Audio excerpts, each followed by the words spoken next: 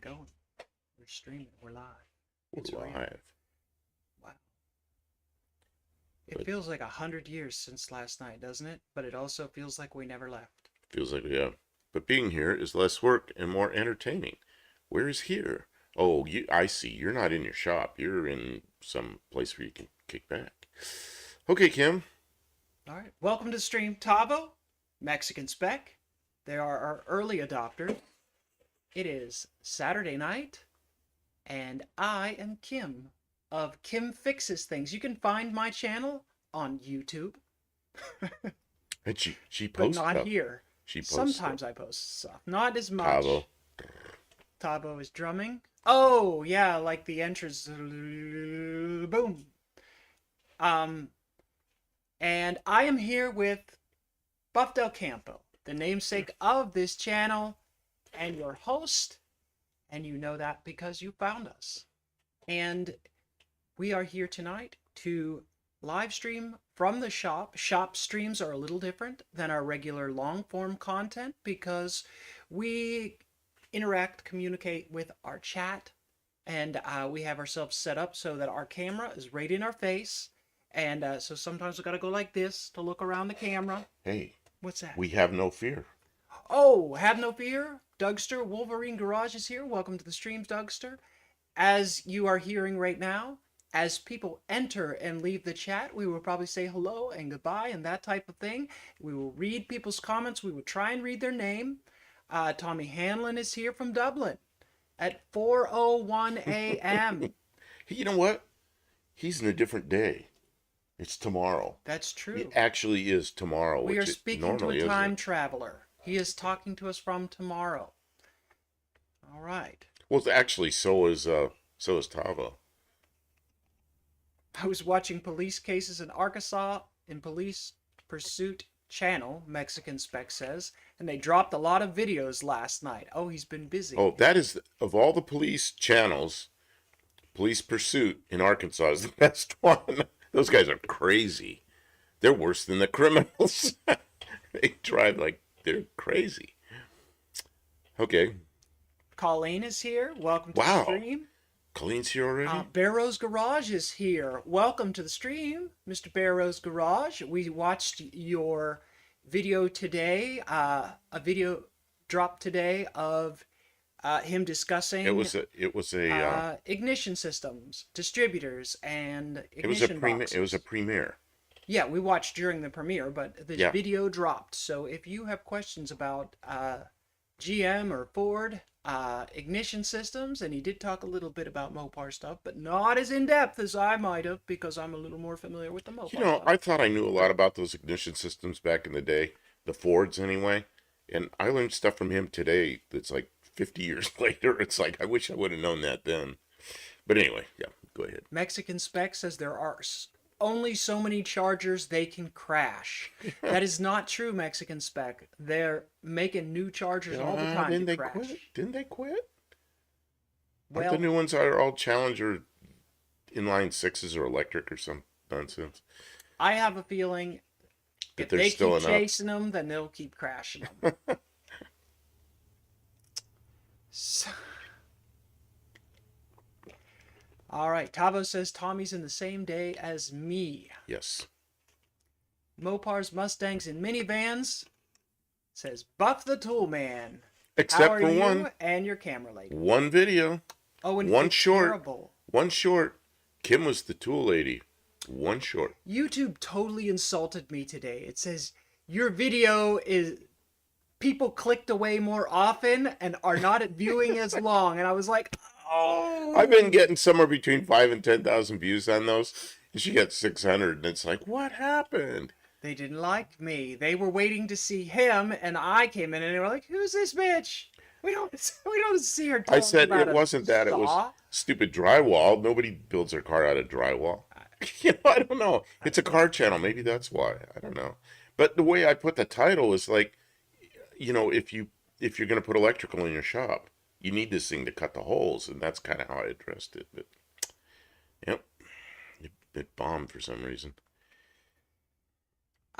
It'll be today until it's tomorrow.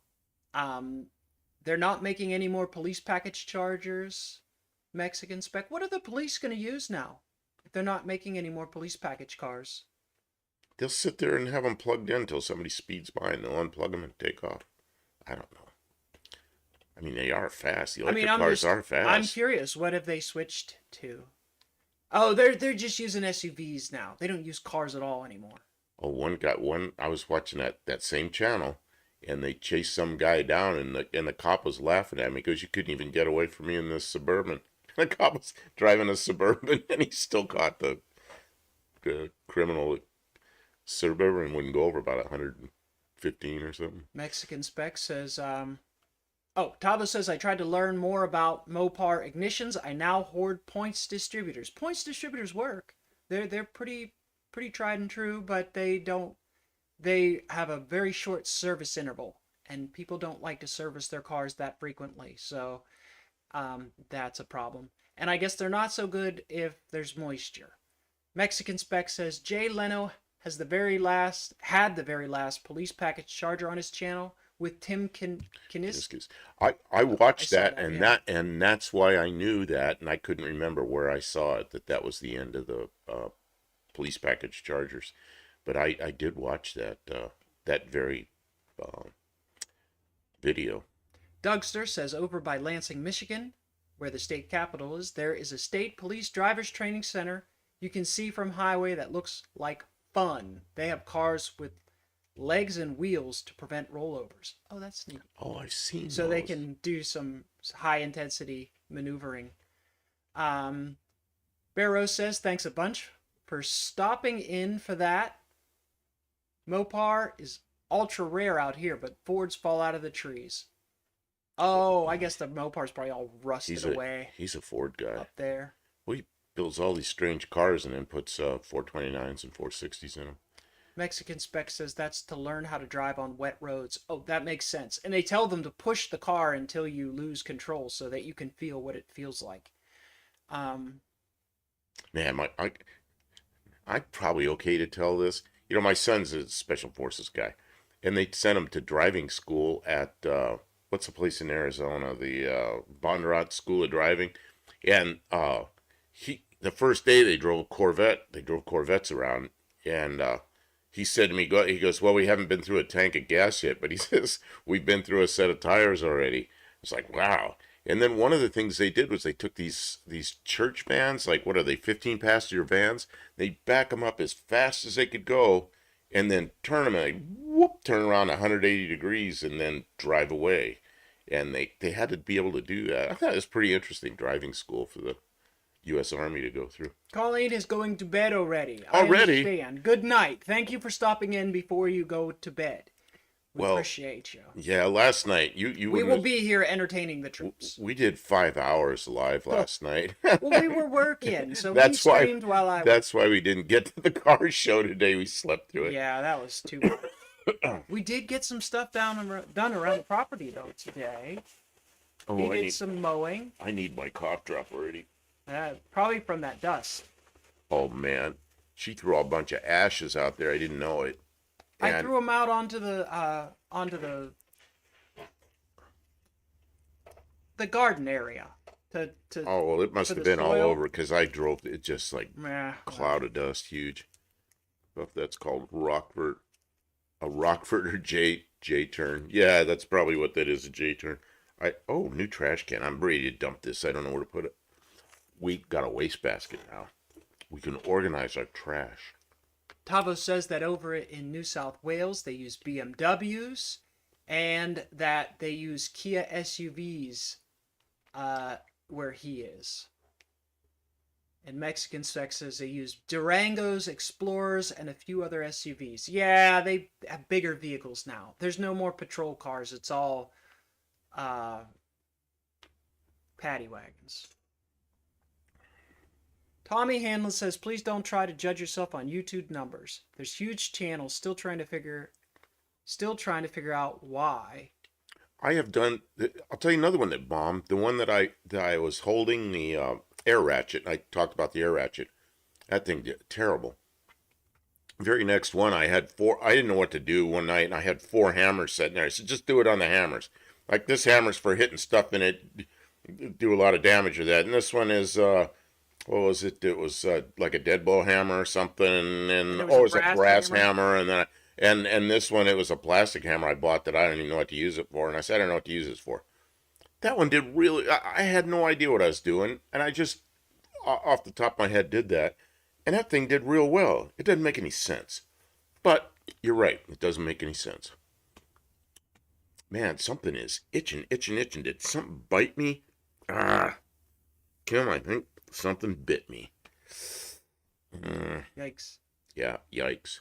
Tommy Oh, Hanlon this is bad. says, "Don't try to judge yourself on YouTube numbers." Yeah, Yeah. and you know what? You cannot. I don't know if you want to be a chase the algorithm channel or chase the trend channel, then do that. But do not try and be a car channel and chase the trends. Like you have to run your own race, What happened to this? or else you'll make yourself crazy chasing after stuff. You just I do what you do. Or we are trying to just do what we do and not get too distracted because you would be all over the place. It's crazy. I set those things. I do them the night before, and I set them to go off about 5:30 or 6 o'clock in the morning. So then I'm asleep, hopefully. So a couple hours later, I wake up and I reach over there and I click on it to see how it's going, and I see they have a chart, and the chart will go like this. And the steeper that curve is, the better I feel.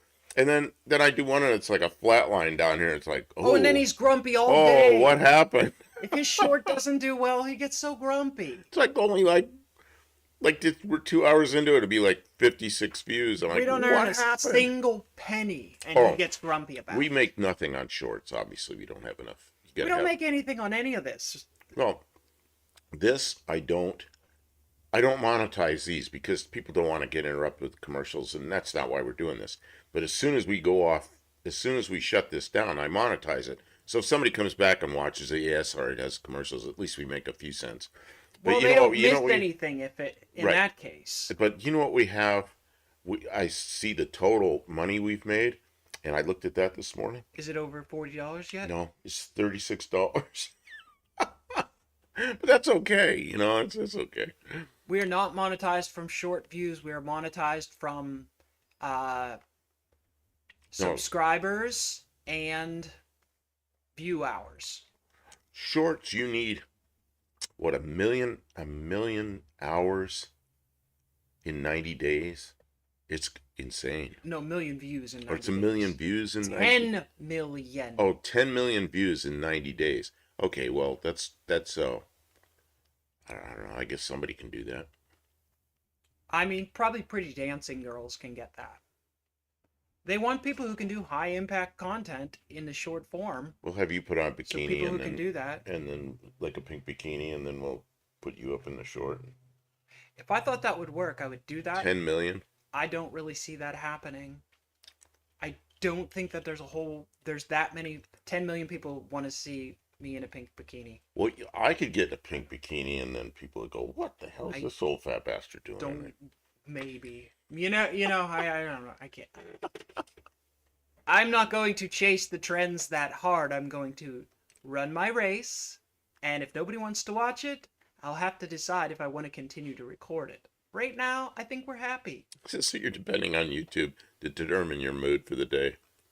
Perhaps it's time for a rethink. Tommy, I agree. Yeah. It doesn't affect my mood that much. It's just like when I wake up and because that's what the screen is on. When I wake up and I click on it, and when I see the line going up like that, yeah, okay, that looks normal. But when I see one flatlined, He's it's looking like, for that what dopamine happened? hit. It's Don't. like, what happened? He absolutely is. He's absolutely in it for Mankini. the dopamine hit. He wants to see. And when we started getting lots of views on shorts, he was like so excited. Oh, like, When we started getting subscribers again, he was so excited. So well, um, well, we were somewhere around 400 subscribers yeah, when John gave us the about 3 months ago, we were only at 400 subscribers. We're almost at 1,400 now. the but with those legs you're a shoe in. Go pink bikini. I think we need to get him a little bit of a tan first. So anyway, what are we now? We're close to 1,400. So we've done like 1,000 subs since which for me is huge. Uh, it, since John gave us the challenge, and I'm like, that challenge was supposed to get us like another 50 or 60 subs to get us over the 500, you know? And man, I mean, that, you want subs, do the shorts. I don't know what else it does for you. I think we've learned to do somewhat compelling shorts, though. And it We've also, learned the format. to me, it's a discipline too. It's some self discipline to, Kim will say to me, "Do you have shorts to put up?" I go, "No, we got to do a couple. You know, I'll come up here and do 3 or 4 of them, and then I'll have them sitting in my phone waiting to load up. And once in a while, I look at one and go, "Nah, I'm not loading that one up because I don't like it for some reason." And then we'll do like another handful of them, which we have to do tonight when we get off here. We got to do at least 2 or 3, stack them up on my phone because I'm out of them. So, 38 POS Racing, Mr. 59 Chevy, how you doing? I am bleeding followers on Instagram. I am not sure what is happening. Maybe I have plateaued. I don't know. Well, you see my thumbnail. You know, Mexican Spec, you know I didn't put that thumbnail up last night. It just wasn't sized right, and I was really tired the night before, and then uh, Dean Stevenson sent me a picture that was just perfect size and everything, so I just put it up there. But then last night, even after 5 hours being here, I was still wide awake, and I resized that picture you sent me, and that Mustang too. It turned out really good. So thank you for the picture. I like the tool shorts, but then I'm a tool addict. Oh man, you Welcome to know, the stream, Tommy. 38 POS. You know, Tommy. I tell Kim this sometimes. I don't know what's more important to me, the cars or the tools. My whole life, I didn't save money like I should have, but I'm not sure that's a good idea because inflation just eats it up. But what I did was I bought tools. My whole life I bought tools. And I said, someday I'll be really happy to have these. Well, here I am. I'm retired, sort of. He loves his tools. He hates it when I And, have them all out, disorganized and dirty, but I got work but, to do. but you know, that's like money in the bank. You know, it's like my tools are my thing. You know, I like going over the toolbox and just looking at it all sometimes. And there's too much in the toolbox. I need a couple more toolboxes, but there's no place to We put do them. need to get it cleaned up a little bit more. But Lester LeSabre asked, "Is it cold out there tonight? You're wearing sweats." it is. It is 12 degrees cooler in here than it was last night. Yeah, it's about 65 outside. It feels real nice and cool. It's a nice day for a light sweater. It's a nice day for a Oh, cardigan. you took yours off. I didn't even see you took yours Come off. on, it's a nice day. Yeah, and Olive's here, and Olive was here all the way to the end last night. We did a 5 hour. We were 2 minutes shy of 5 hours when we left here last night or early this morning. It's like, oh, what were we doing? I was working. I Well, it's like a 5 hour live. That's like somebody watching a rocket take off and they're waiting up for the countdown or something. You know, one of those I lives. removed, cleaned. Yeah, white We wedding. tested. Yeah, a nice day for a cardigan. Is a um It's a spoof. for a light sweater. Okay. Yeah, we fixed the sending unit and we fixed the gauge. We installed a voltage regulator and we calibrated the gauge. And we got what else did we do last night? What did I do? I walked over there with a little thing for you to drain gas in, and we watched it. We watched the gas gauge work. That's what I did, Well, and you did no. all the work. Well, you kept the. I cannot keep the stream going while I'm tinkering on the car. So you kept the stream going, and that motivates me to keep working. Because if it was just me by myself, I'd get bored and go watch YouTube videos instead of working on the car. Man, Twisted Mopar Garage is, excuse me, it's 46 degrees here now, headed to 39 degrees. Ooh, I forget where you are. It's got to be north. that's brisk. It's getting to be that time of year. Now, when we walked up here from the house, we walked outside, and I went, ooh. I went right back in, grabbed my sweatshirt, because I knew I was going to need it tonight. I wore this sweatshirt up here last night, and by the time we got to the shop, I was peeling it off because it was warmer than I expected. But tonight, nope. I put it on as soon as I walked in here, and I'm looking, kind of scanning through here. Uh, Tommy says tools make money. You know, I don't work on anybody else's cars, so they're just, I don't know. Maybe they will. Maybe Oh, it'll be Tim72 Demon 270. said, I just got my Oh, No Name oh, National banner and stickers from John, and I have to oh. find a spot to hang it on You in my know, little garage. We never hung ours up we yet. got to do that. And it's just one more thing. Yeah, we got We to should do hang that. it up there where the Studebaker is. Or next to Studebaker, like down that way a little, whichever way it is. Down that way a Well, little yeah, bit. that light's in the way, so yeah, Yeah, that would let's be get it up perfect there. place for it.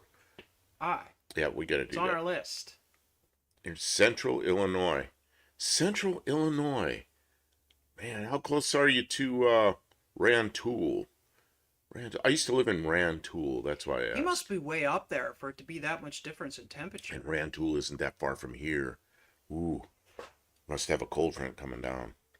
And we got caught in it a little. Oh, we're getting aired down from Kanadistan, sending their.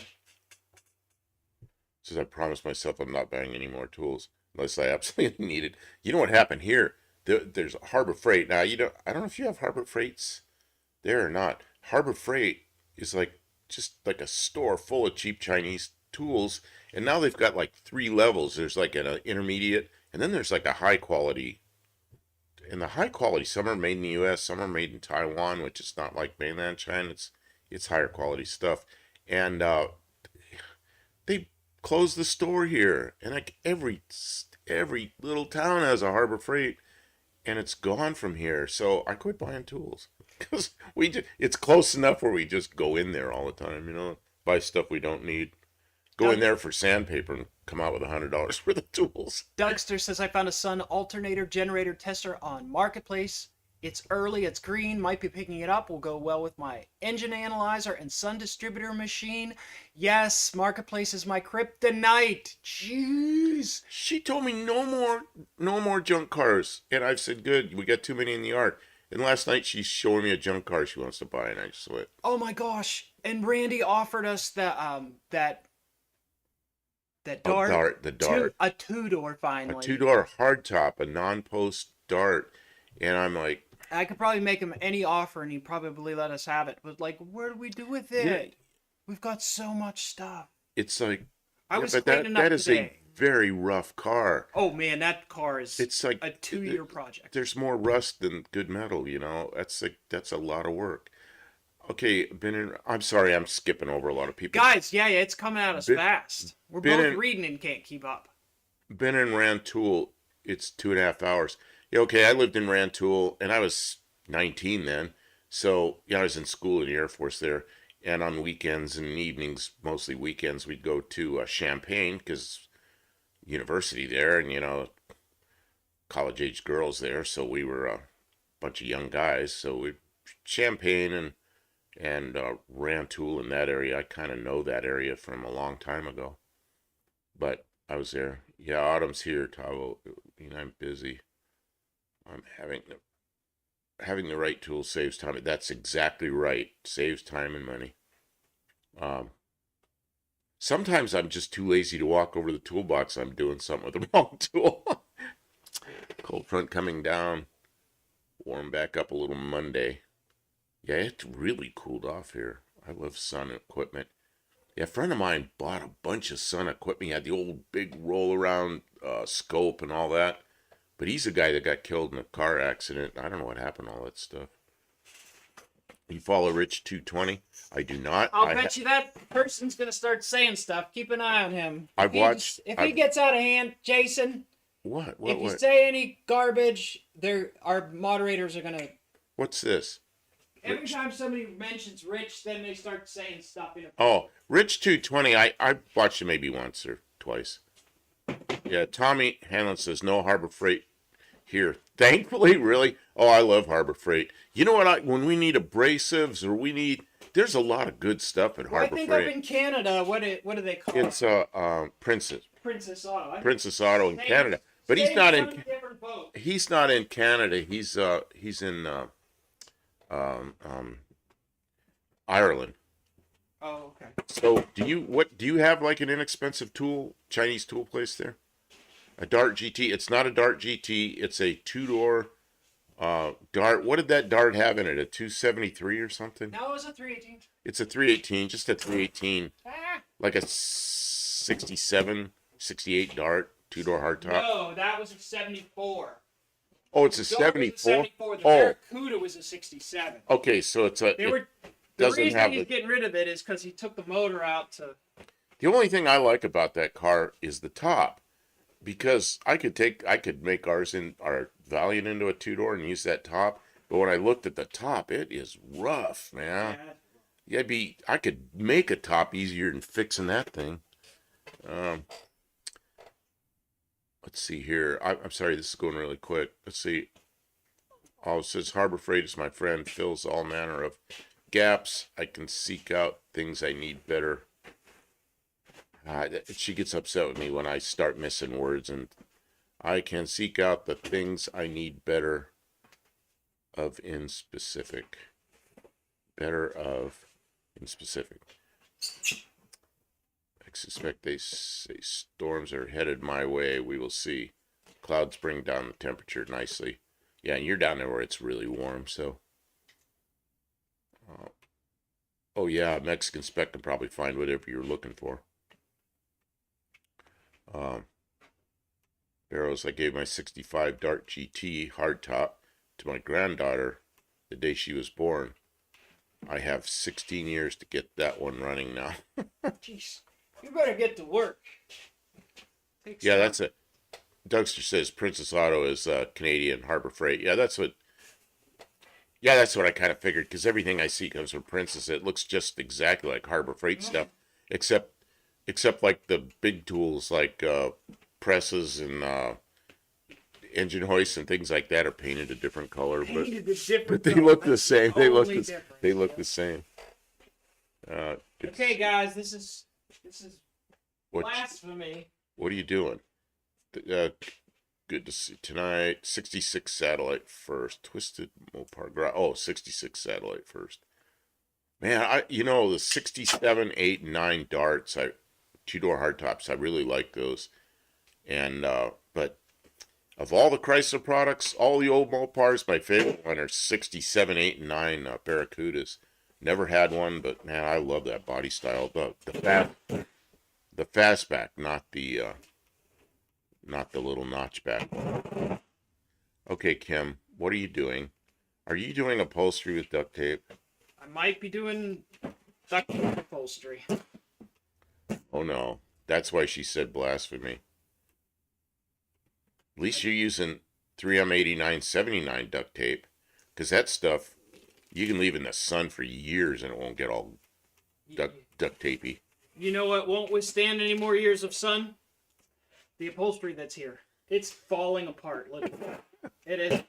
It's done. I can't re-sew it together like I did anything on the front seat. It's so burned, it was falling apart in my hands. It looked so nice because no one's ever sat on the back seat, but I started moving around in the back seat and it just started tearing all the fabric. UV is rough. Twisted Mopar Garage says, I almost thought she was getting out the ironing board. Well, might be. Mexican Spec says, I've seen a few here, but yes, they're way too high. How about a 67 Coronet with the Charger flip around grill from the factory? Man, you guys get some weird stuff down there that's really cool. The Coronet with a Charger front end on it from the factory.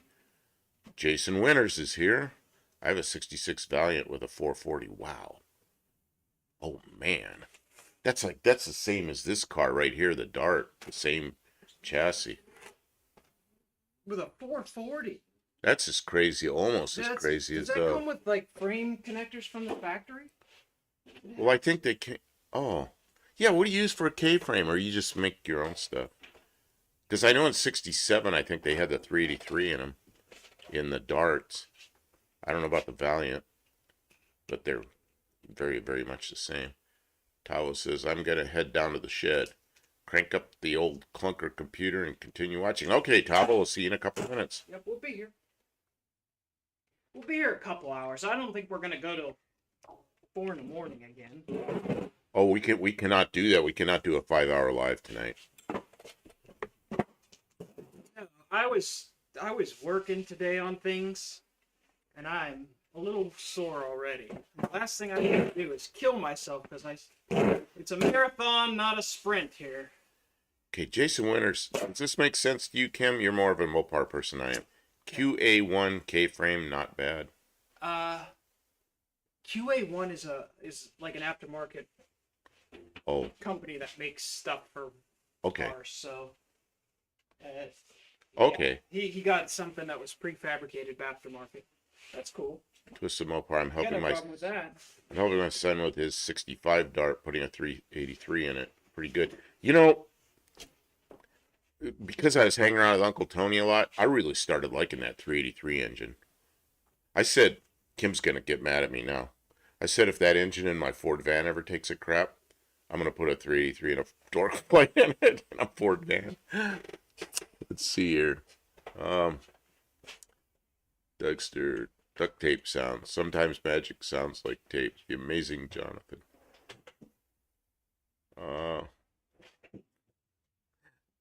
Mexican spec I missed a couple of years. I'm sorry.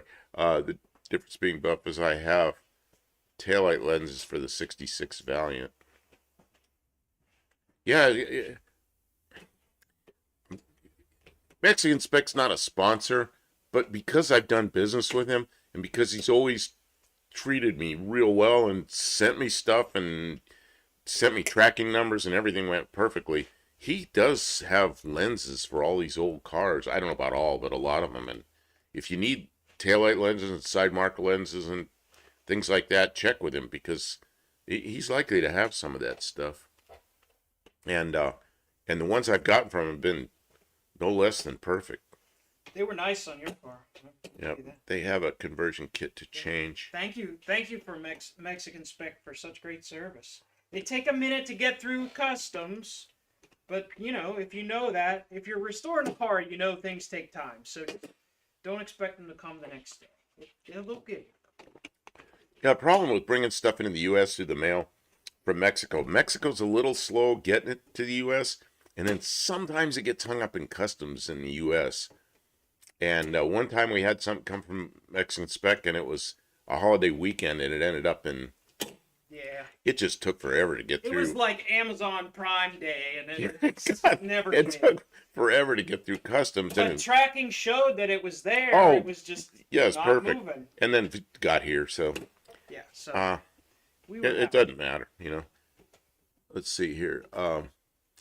But the point is, he gets his stuff out right away and always has good tracking that works.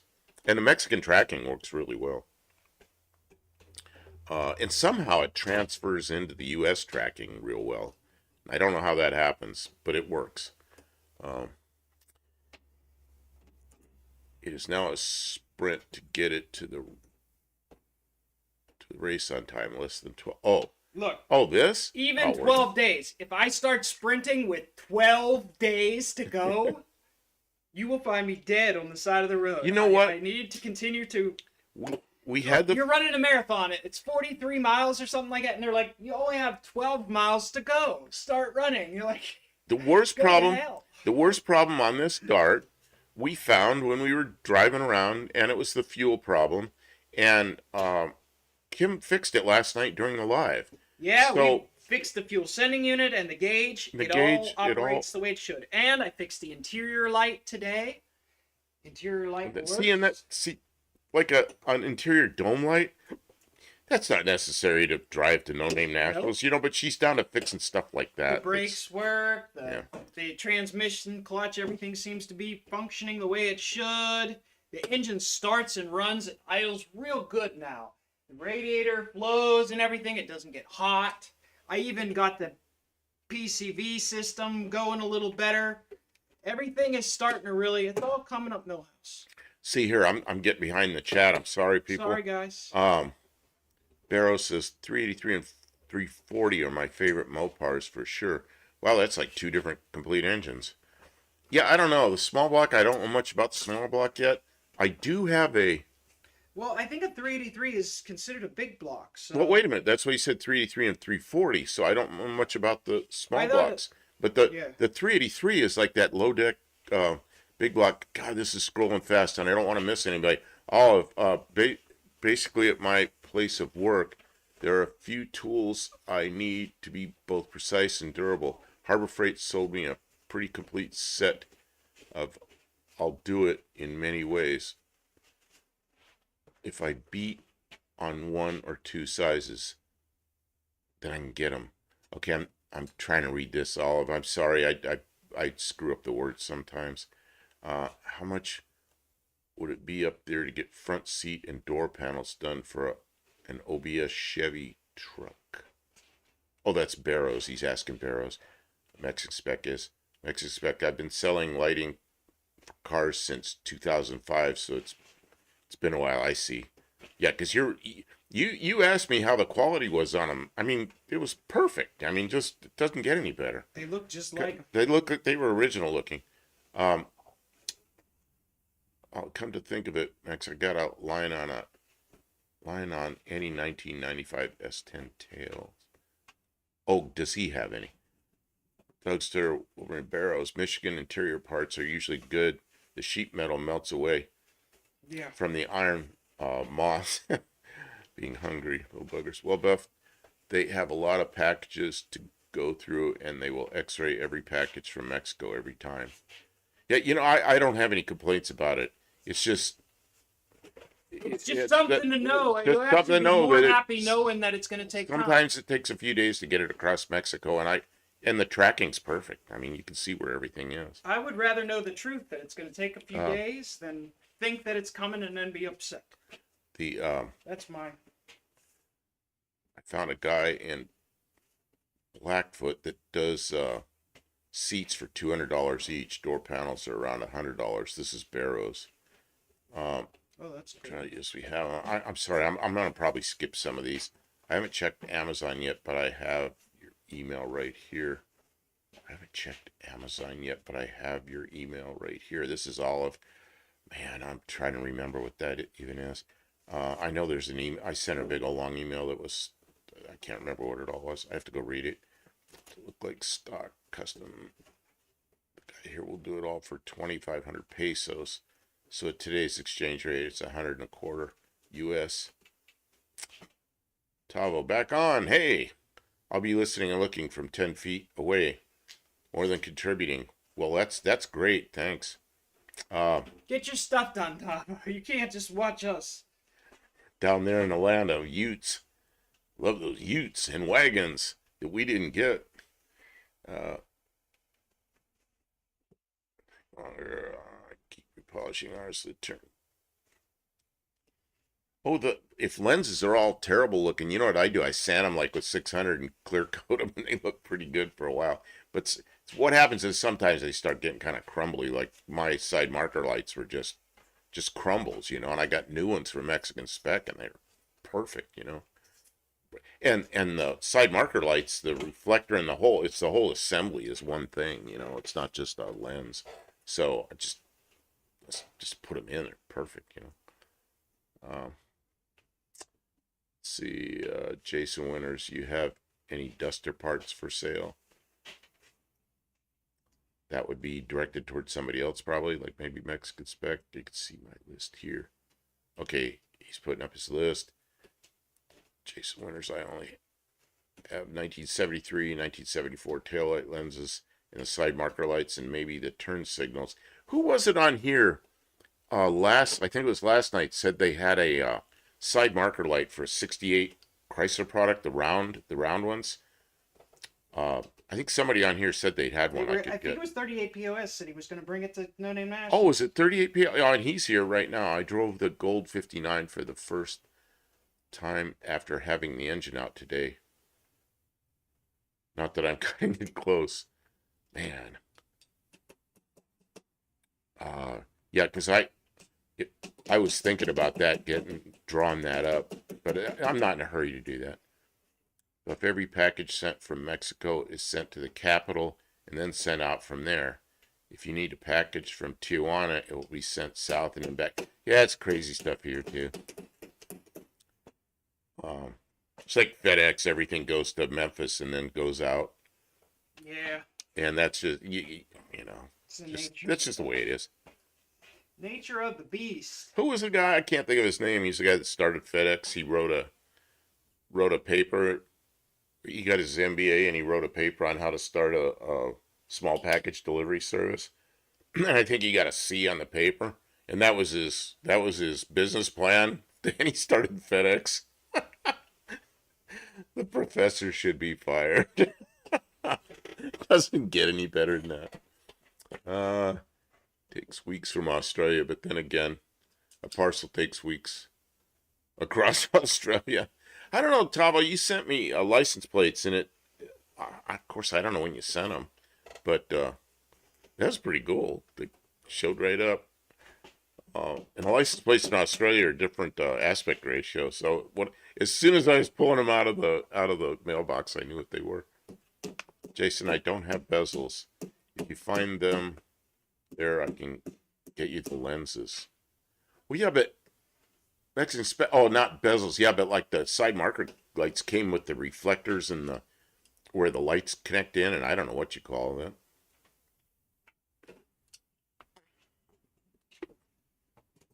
Oh, it says, yeah, Buff, crumbling is the beginning. Lots of crumbling plastic in old cars. But they're 50-year-old cars. What do you expect? The only complaint with those side marker lights is sometimes they don't use the best glue. Oh, I see. So the back comes apart from the front. Oh, I didn't know that. They are assembled by hand. It's easy to fix, though. Okay, I'll kind of keep an eye on them, but mine seem fine. Excellent spec. My client got his temporary plate from Arizona on the truck I sold him. I'm so happy for him. The paperwork I supplied worked for him. Oh, that's great. Well, what I get from you, just I don't know you in person. I just know you from dealing with you and from on here. But excellent spec. You lived in the U.S. for a long time. You were in automotive business, dealerships, and all that kind of stuff in the U.S. And now in Mexico, and you're kind of a detailed guy. So that's really good that your business is working like that, and your exports to the U.S. are working well. I'm glad to hear that. And it's kind of almost what I expected because you're a detailed kind of guy. I have your list, Max. I'll see how we go. We might pay a bit extra to deal with a friend. 308 POS Buff. I still need to put the marker in my to go. I was thinking, what's a Togo? To go box. So I remember it. Thank you, sir. remember, I remember the day I met 38 POS. It was like the first Were we first looking at his car? He was first in... day of the first No Name Nationals. I was like making a after I met you, I was like making a beeline for that '59 Chevy. Oh, he did. He loved your car. Well, and then it had a big block in it. I didn't even know him yet, and he It was like, it did oh. it that big block doesn't belong in there. And he opened up the hood, and it looked like it was factory. I was like, It's like it was man, born well, there. it's like so perfect. Um, He liked that. Let's expect all of that would be appreciated. I got taillights, turn signals, side marker lights for the '82 Ford truck I sold and gave them to him at cost. It was like $40 for all of it. Yeah, so you can't beat that. Glad I did because the right side marker blew off. Yeah, I saw that. That was a good video. The side marker light blew off going down the highway. Uh, Buyer will have his title in 7 to 10 days. Man, that's great. Have an Arizona title um, from a car from Mexico that quickly. But I'm more fascinated by the documents than the vehicle itself. That's like me with the tools. I don't care so much about the car. It's the tools. Look at my tools. The Mexican spec says those Volos, or maybe those Volvos, weren't sold here. On those lights for the sold truck. I took them north, so there was no shipping to pay. Oh, that's nice. Fair enough, Max, but you may have site markers. I like the Eurovolvos had them, and I'm already wired for them. Oh man, I really want some of those round 68. See, I have plans for those round 68 Chrysler product uh, side markers. So, Really? What are you going to do with them? well, we've talked about an aluminum car, and I like the idea of having some lighting on the side of the thing. Mm-hmm. I think that's perfect. That's just I just like those round 68 Chrysler product side markers. And they were a 1 year thing. I wish they kept doing it, and they didn't. They only did it once, you know.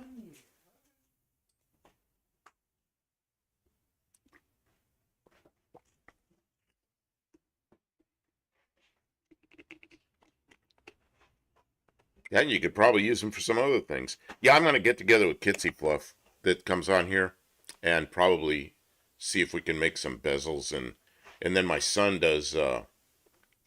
My oldest son's into 3D printing, so maybe we can do some lenses.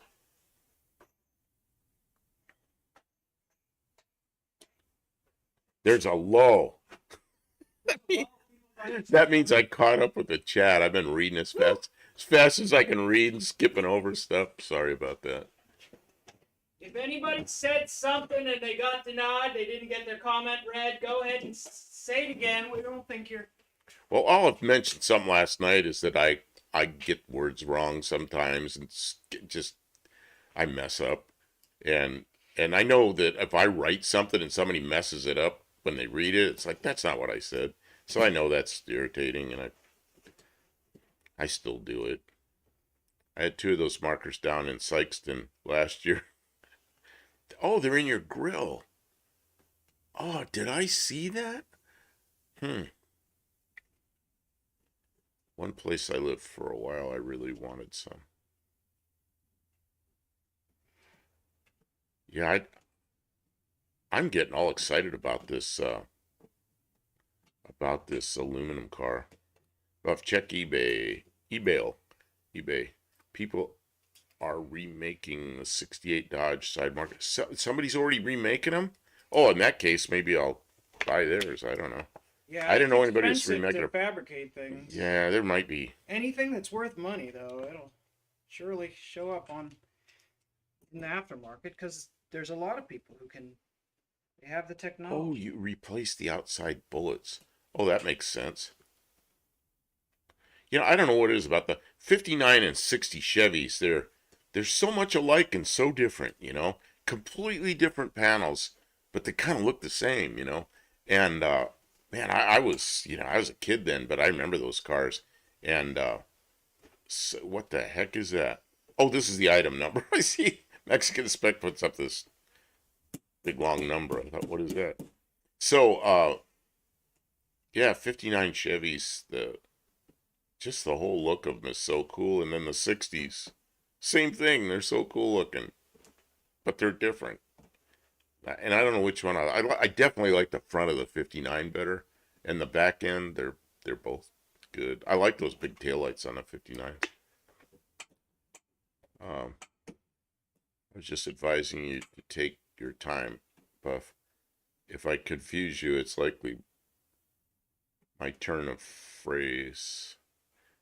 It's likely my turn of phrase. Well, I know that I get reading fast and my eyes are going up and down this thing, and I know I'd like to be looking in like this, so I'm looking like at the camera, but this thing's tall, and I end up if it's going fast, I'm looking up like this, and I know that looks silly, and I'm self-conscious about that. I'm trying to read it in a hurry to get back down to the bottom of the screen, and then I mess up.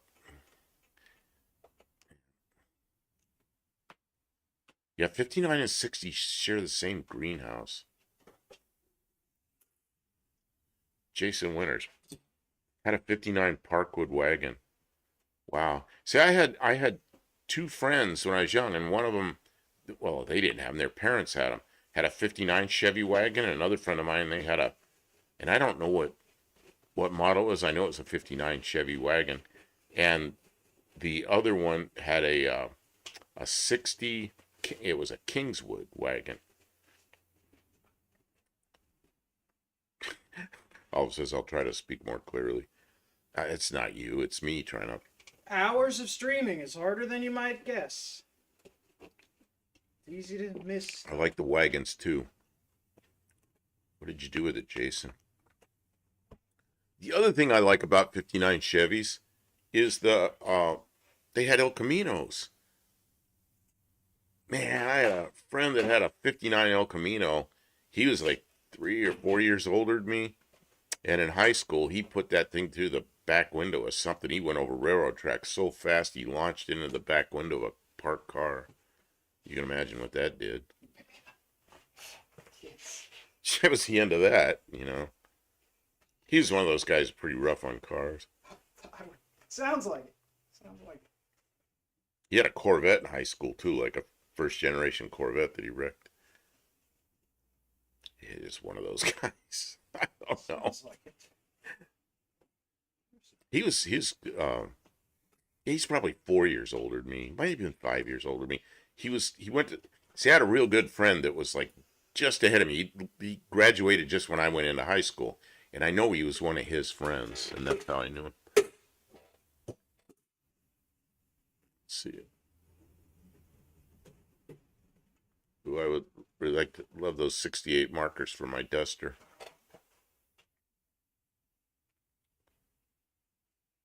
Yeah, I don't know what I remember when the side marker lights were required. First year in the U.S. was 1968, and I remember going down and looking at cars, and I was 68. I was 13 years old when those cars came out. So I had a friend, and we were downtown looking at all in where all the dealers were. They used to be downtown, not out in these big complexes like they have today. They were smaller dealerships, and we were walking around looking at all the cars. And I remember we walked over to the Dodge dealer, and the Charger, his first words were, "Look at how long the nose is," because the nose went way out past the front wheels, which looked really strange at the time, but it looked cool. And then it had those round side marker lights, and so we were looking at all the side marker lights because that was something new.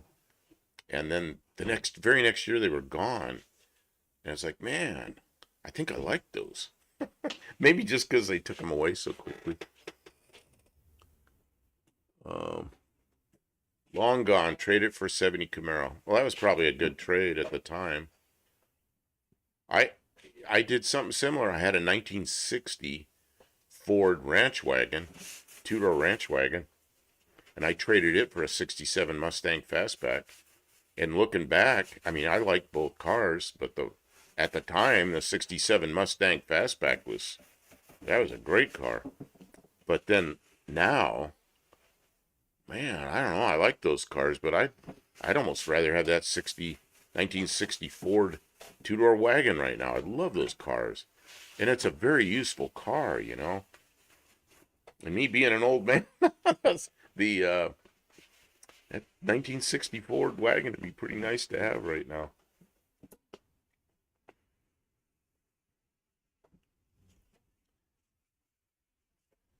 Tavo never required side markers down here, but from 1973, turn signals had to be visible from the side, either repeaters or wraparound lights.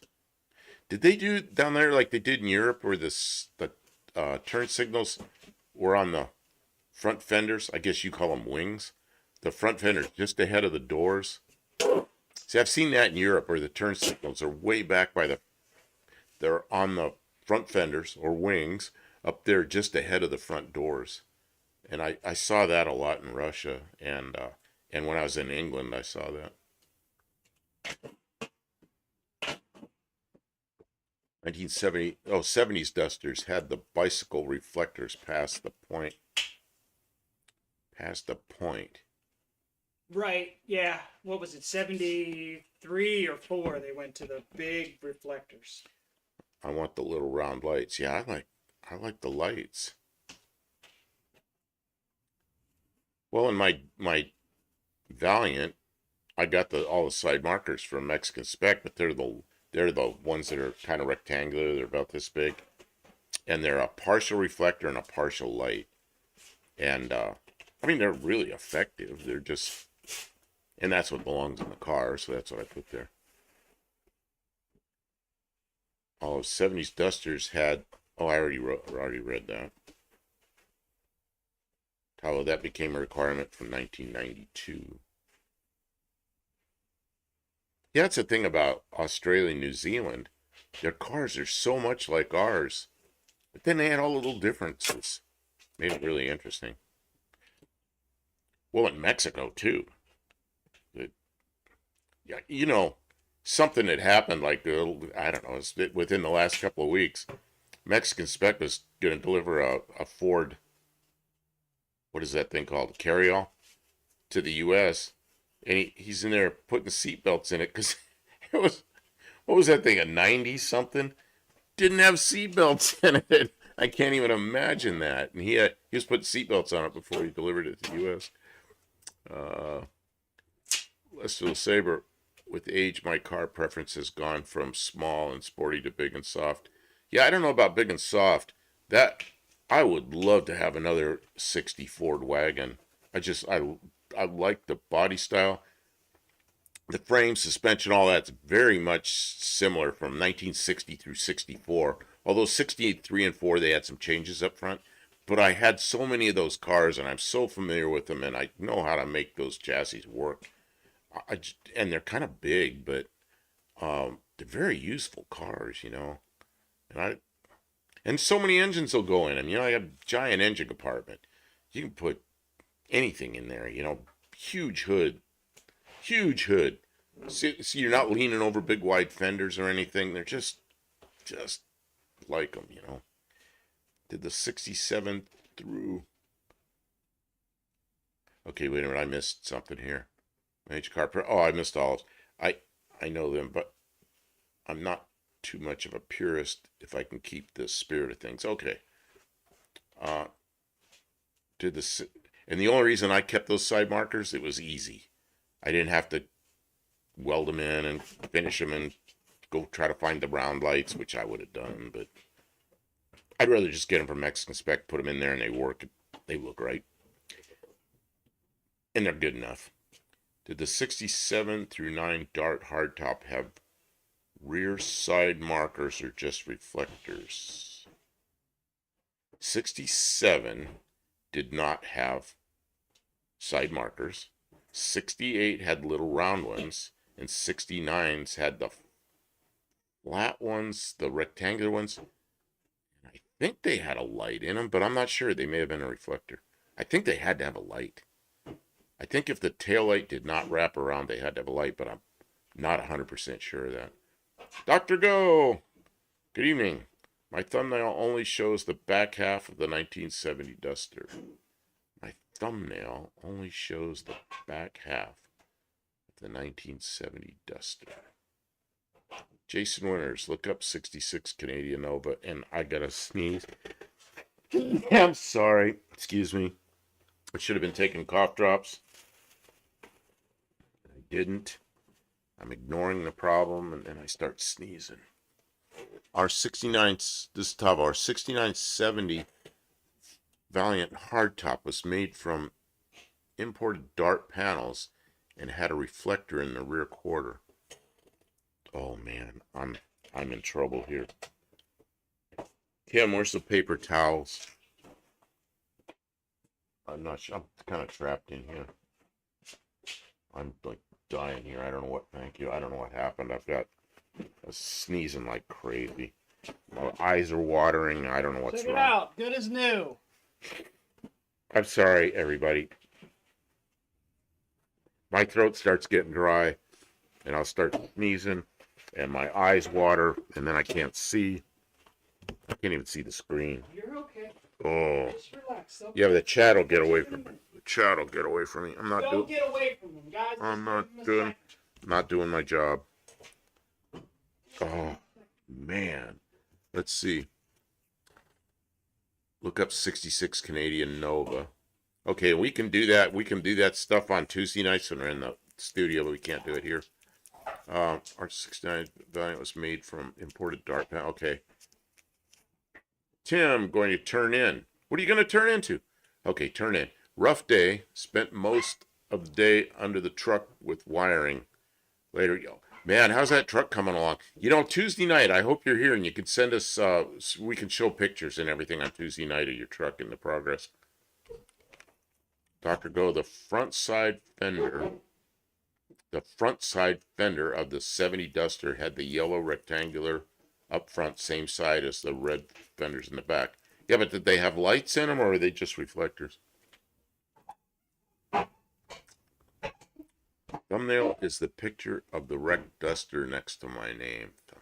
Oh, see, that's tiny, and oh yeah, I see. Yeah, that's a sad story, man. I remember that video. I think that was the first video I saw of yours, Dr. Go. Was the story of the crash in that Duster. Man.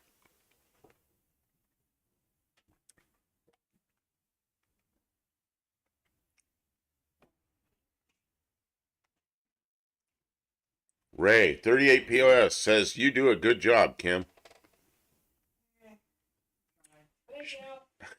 I don't know if you can hear. She goes, eh. And then she goes, thank you. She's back there. Oh, she's inside the car. Thank you. I'm trying. Trying to get it back to. Tim says, don't forget to hit the like. Thank you. Yes, thank God. I had to take the package tray out. It was rotten. 75 Duster had clear turn signals. Oh, what? They had an amber bulb.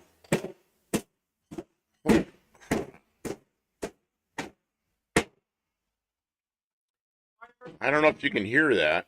Major hammering back there. Can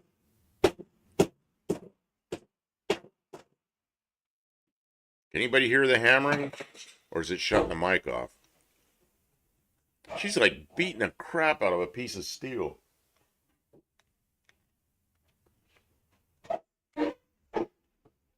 Kim, I'm about ready to swing the camera around.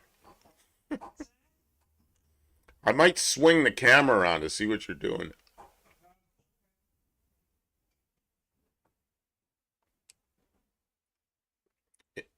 All it says in the grill, yellow reflectory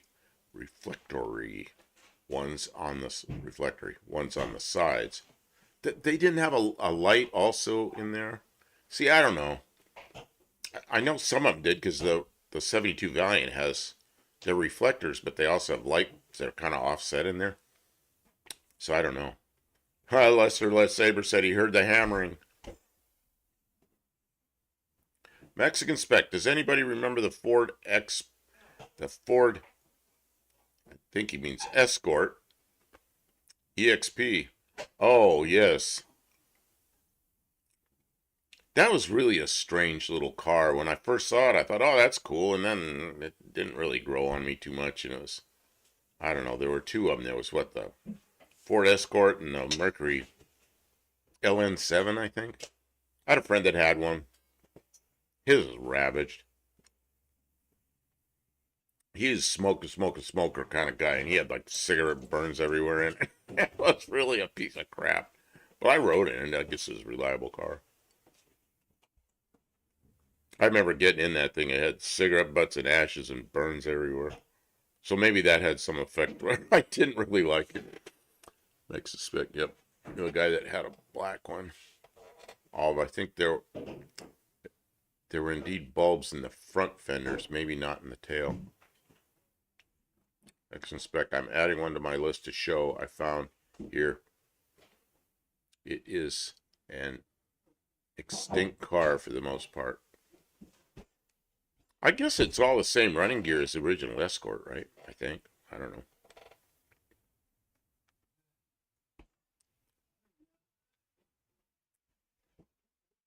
Better than it was, but it still sucks. Well, Mexican Spec, I'm not much of a Mustang 2 fan, but that Mustang 2 that I put on the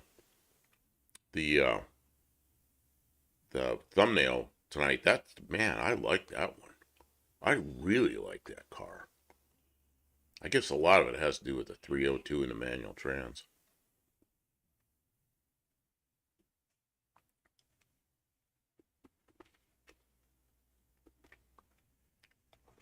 time for a little break. Next spec is Barrows. If you can make it up here, I'll give you a turbo engine and trans for an EXP. We're going to make another trike out of it. Too many other things. Man, I wanted to build a trike when I was like a teenager. I mean, this is how crazy I was. Because my friends are building crazy stuff. And it's just the only reason I didn't build it is because I didn't find the engine I wanted. I wanted to use a 215 Buick or a 215 Oldsmobile, but rather have the Buick because it's a little bit narrower up by the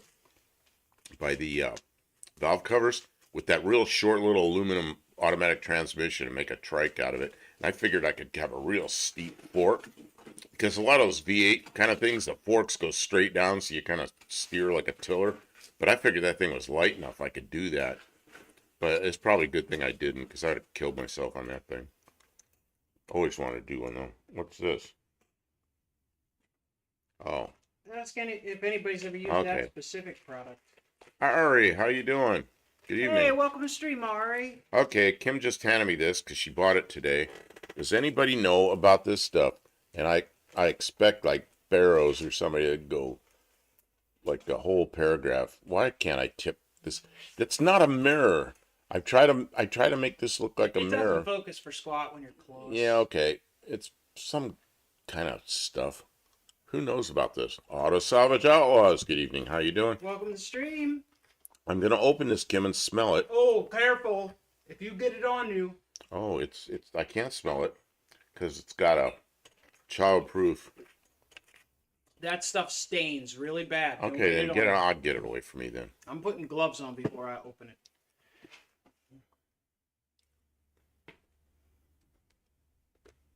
Yes, it's converter. Converter. They have rust converters and catalytic converters. And there was a guy in a shop that I knew. He used to call it a Cadillac converter, like it converted your car into a Cadillac. Convertible. It would convert your car into a Cadillac.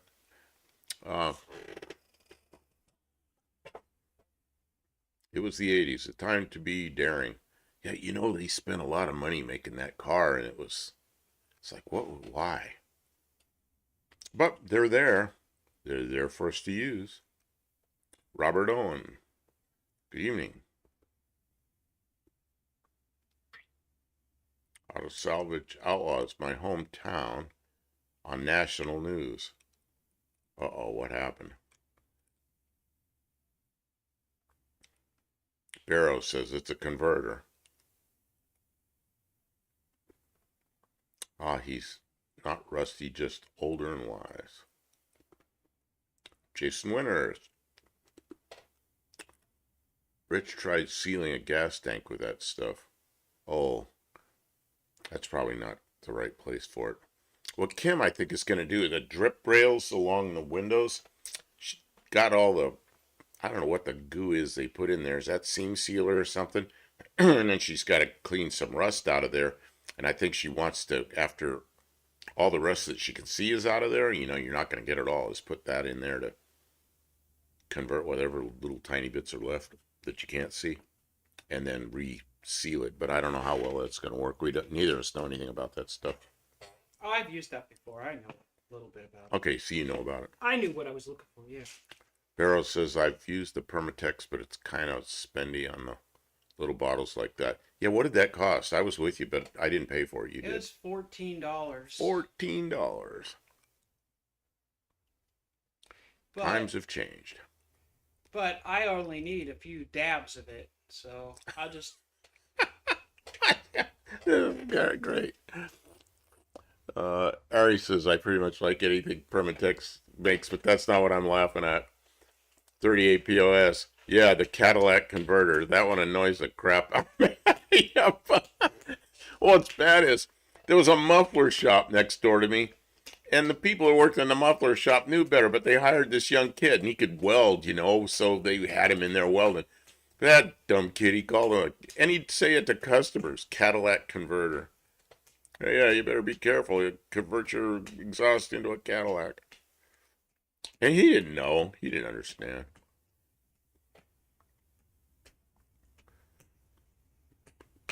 Didn't know.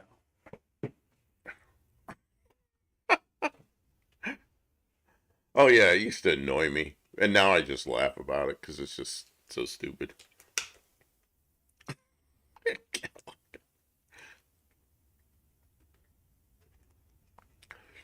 Well, seeing a race is that, it's like, I didn't know anybody else said that anywhere, and then the way he says it, like, yeah, there's a lot of people that say that. Permatex always seems pretty adequate. I gotta do a short on Permatex, um, and Loctite. Uh, my friend Pete, DIY Auto, has a video series on doing that with white vinegar. I've used white vinegar. I forgot about that. White vinegar and a stainless steel brush and just work rust. It just melts the stuff. And you remember Tony did a thing with breaking rings loose in engines, and it really surprised me with the tests he did. It was vinegar that that broke everything loose. And you know what? It wasn't white vinegar I used. It was apple cider vinegar. And you know who turned me on to that was remember the guy in Las Vegas that did the restorations? Rick's Restorations. He used to use apple cider vinegar to get. See, vinegar will kind of dissolve the rust. This doesn't dissolve the rust. It This converts it. Yeah. reacts with the rust and turns it into something else that is more stable. And then you can top coat it. And that, where it's at, it's really awful. And if you got vinegar in there, you wouldn't be able to get it off. So the vinegar is gonna drip into get into the seam. I don't want vinegar in the seam there. Yeah, I know.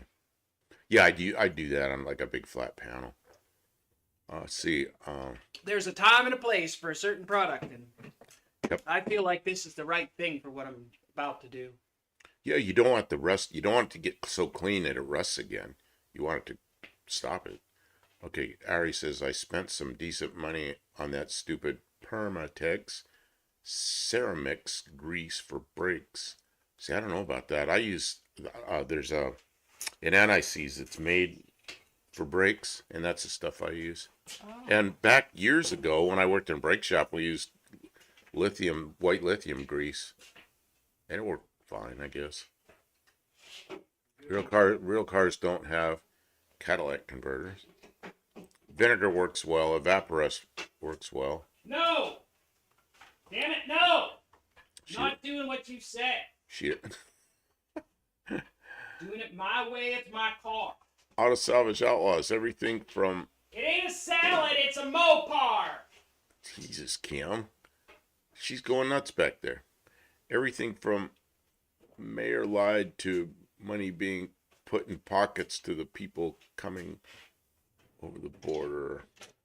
Everything from mayor lied to money being put... I don't know what that is. Harry says SEM makes a good rust converter. It's been a while. That's a beautiful... Okay, they're talking to each other. 38 vinegar. I have a tote with 12 gallons in it. I think we have a bunch of vinegar in the house. I think we have a lot of vinegar in the house because I bought it in gallons.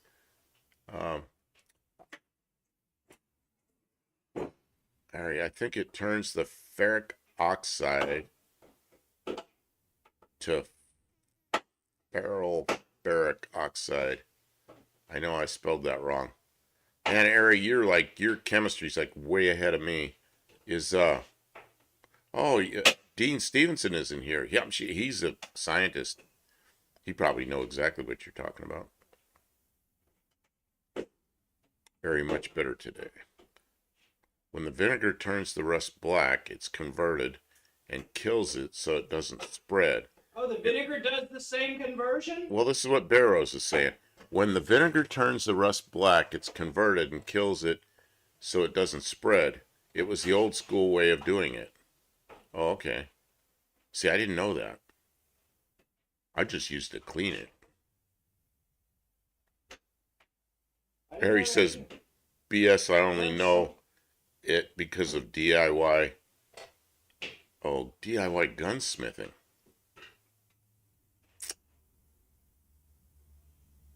Man, that guy, what's his name? My friend Pete DIY. He he was one of the very first YouTube guys that I watched and subscribed to his channel. It was he's quite a character.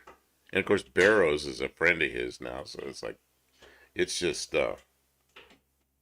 he was I just been following him for a long time, although I don't watch him much anymore because there's so much content that I can't keep up with everybody. Auto Salvage Outlaws. I'm wearing a jacket and it's 80 here. Man, I had to put this on because it is. Well, it says it's 72 in here, but it feels cool. Probably because humidity's high and it's just cool in here. Last night I came up here with a sweatshirt on. Right away I had to peel it off. For some reason I expected it to be cool and it wasn't. It was 12 degrees warmer in here last night. 12 or 13. 13 degrees warmer in here last night. 13 degrees Fahrenheit warmer in here because there's temperature differences depending on what we're doing. You know, when you're working on a jet engine and you're looking at exhaust gas temperature, it's all in it's all in Celsius. And like when we're talking about temperatures outside, it's all in Fahrenheit. Oh man, so 38 says so. I shouldn't wash the parts after the vinegar soak. Yeah, this is important to know. See, and I used to use just like on a big flat panel when I was trying to clean rust off, and then I wash it off and wet sand it, wash that off, dry it, and quickly get some primer sealer on it before anything happens. And I always use primer sealer because primer, just regular primer, will soak up moisture like crazy. If anybody's ever seen my Mazda knows I got big rust spots on it that are just primed. And it's because I didn't put primer sealer. Shop Cat Industries. Once you're over 1,000 degrees, it's all just hot. Yep. Well, like the engine, there was one engine I used to work on. I think it was the EGT. It was an APU, which is a small engine they use to start other engines, or they have a generator on it. But you bleed air. The way you load the engine is you bleed air off of it, and you charge the pneumatic system in a big airplane.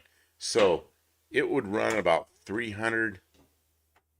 I don't know. It's about 350 degrees Celsius, and then when you loaded it, it'd go to like 635 Celsius. But that's hot, man. It's like 11 or 1,200 degrees Fahrenheit. But yeah, you're right. It's all just hot. Melts everything. don't don't get your hand in the exhaust.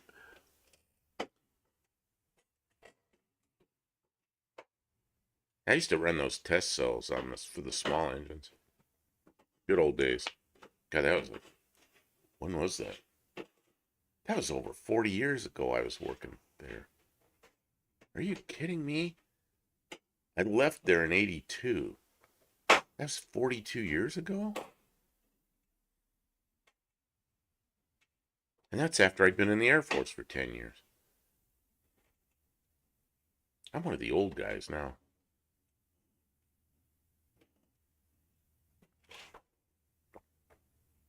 Geez, in the Air Force, I was one of the old guys then.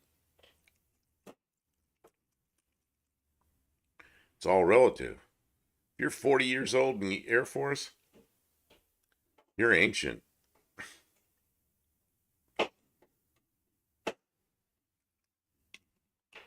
Unless you're a general or something, but anybody else, you're old.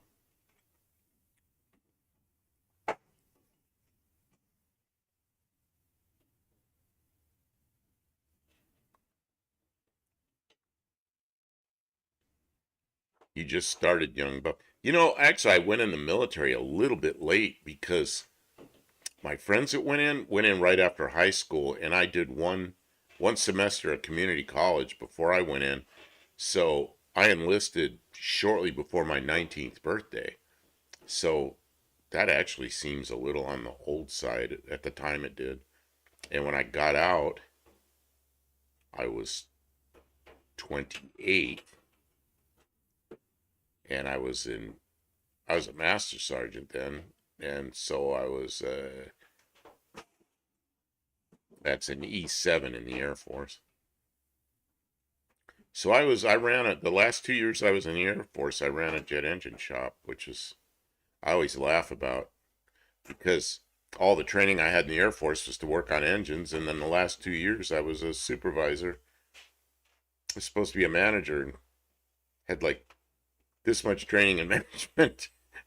It's like the set up for the. Does anybody know what the Peter Principle is?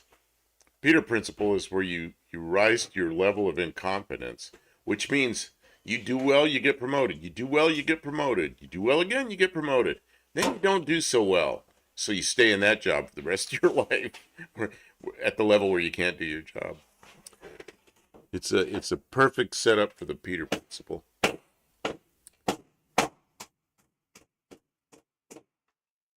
More hammering.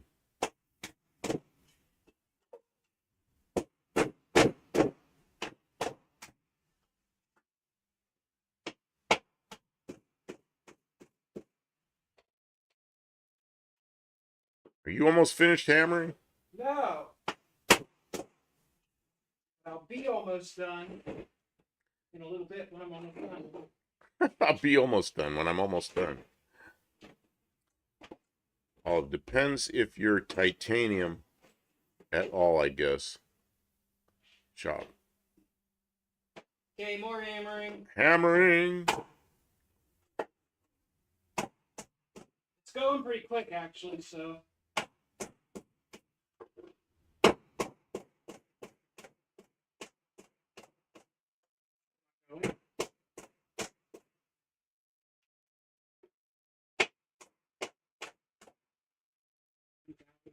I can't. Two more.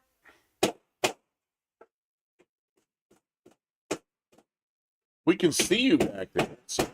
Okay, that's good. What we can see, it looks like you're beating on the top of the car. I am beating on a car. I hate my car. Why are you beating on the top of the car? I'm getting the goop out of the rail. The old garbage caulking out of the rail. Let's see here. I'll bring you a piece. You can see. It just came to me, Buff. Have you ever played with the Waukesha 4-cylinder aluminum flathead or aluminium flathead engine? They were used for APU. No, I have not. See, I went in the Air Force and they had a guaranteed job program, and I chose a jet engine mechanic because I was stupid, and I thought, oh, that sounds good. I'll learn how to do that, and then I'll go out and set the land speed record someday. Well, that was a dumb reason to choose a job, but I really don't regret it. And I just never worked on any reciprocating engines in the Air Force. And the APUs they were jets. This is what she was hammering on, I guess. What is this? This is a piece of seam sealer? Yeah, that's the seam sealer. Came with the gutter seal on the driver's side. Not quite hard as a rock. Pretty close. Kind of a little bit bendy. You notice how there's rust underneath it though, on the underside? Yeah, it's rusty on the bottom side. Top cat. I wish that more hammering. I wish I had titanium anything over 25C. I can't take. Really? It's going to be 32 tomorrow for my little fella's 4th birthday. Man, I worked out in Yuma, Arizona at the test site, and normally it was it'd get up to 50C. I'd seen it 50C there many times, daytime temperature, and 40C was a cool day. That's 104 Fahrenheit. But what's 50? I think it's 122 Fahrenheit, which wasn't abnormal. I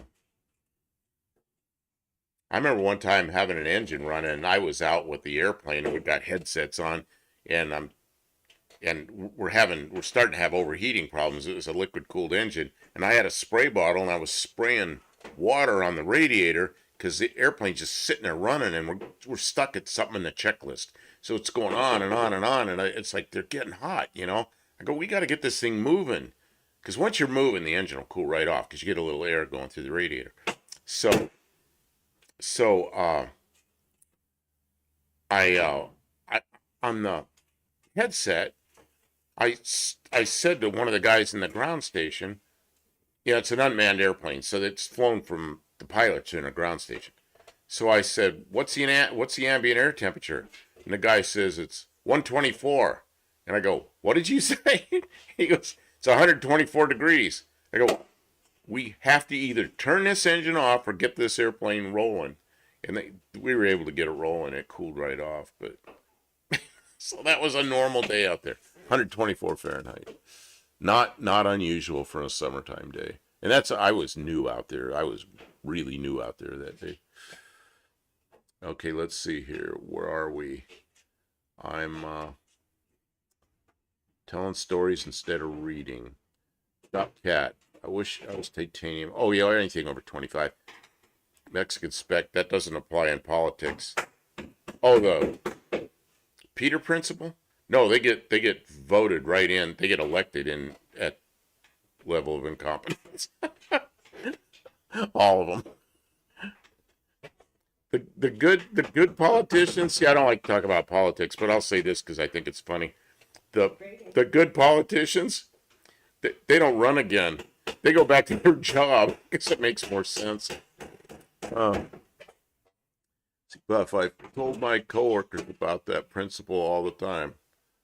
My work is a perfect example. Really? Okay, so you know what the Peter principle is.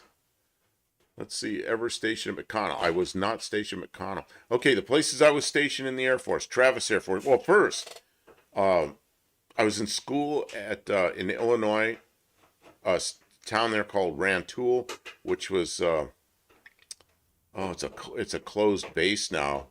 That was I should know the name of the base. I can't think of it right now. But at Rantoul, Illinois. Then I was at Travis Air Force Base, which is in Northern California, kind of between San Francisco and Sacramento. And I was there for a long time. And then I was at Hickam Air Force Base in right outside Honolulu, Hawaii. Honolulu. And then I was at Elmendorf Air Force Base, which is now Joint Base Elmendorf. I don't know. It's basically Anchorage, Alaska. And I got sent to Biggs Army Airfield, which is now called Biggs Field, which is El Paso, Texas. I spent some time there. But mostly those are the places I was in the Air Force. Let's see, Potomac, McConnell. I'm wired to withstand 40 below. Yeah, no, which is almost the same Celsius and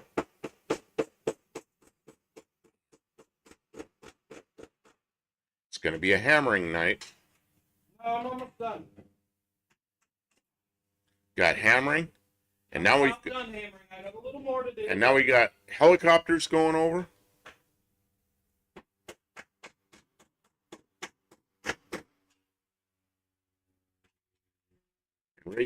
Ray says he's leaving. I'm sorry about the hammering, Ray. Take care. Good night. 38 POS. I'm trying to talk over the hammering. Right, all shop. Cat Industries. Yeah, 50C, 122. See, that was normal. What I do is I'd wear a hat and I wear a long sleeve, very loose t-shirt, light colored, or I'd wear a short sleeve one and just smear myself up real good with some kind of sunblock, and the back of my neck with sunblock, and then I take these water bottles with water and I just pour a little water down my back, fill my hat with water, and it'd take about 5, 6, 7 minutes for that to evaporate. Do it again and again and again.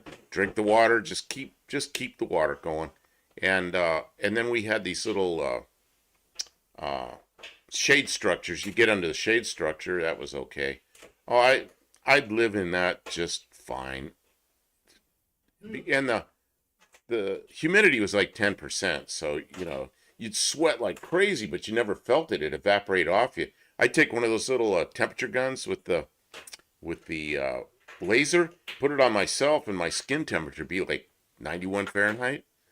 You know, body temperature's 98.6, and but my skin temperature was much cooler because the sweat would evaporate, and you never felt sweaty, but the evaporation was working. Dean, you should have been here earlier. Uh, I don't know if Ari's still here. Ari was like talking about some chemistry stuff that you made. Talking about this rust evaporator garbage. Man, Kim, you are noisy tonight. Well, I'm trying to do stuff. You always keep She's over there hammering and scraping and making noise.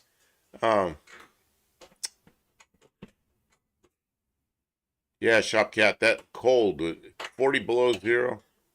Ooh, that'll kill you. I always said the heat won't kill you; it's just uncomfortable. But I suppose it would. But I know how to deal with it. That's all. I'm really good. I worked out there in a flight line for like 13 years, and that weather in the winter time it'd be 70, 75 in the daytime, and uh, rarely cold at night. Once in a while you have a little ice out there, but that'll only be like once every couple of years, early morning. But other than that, like most of half the year was, or more than half the year was over 100 Fahrenheit. Uh, Dr. Go, I agree with Shop Cat. I prefer cold over hot. Here we went below zero twice the last 2 years, which is really unusual for us. And that is just misery. Barrows, you got to take off. Okay, good night. Take care. Thanks for the good video today. Dean Stevenson, Shop Cat. I love metrics, really. I just deal with it all.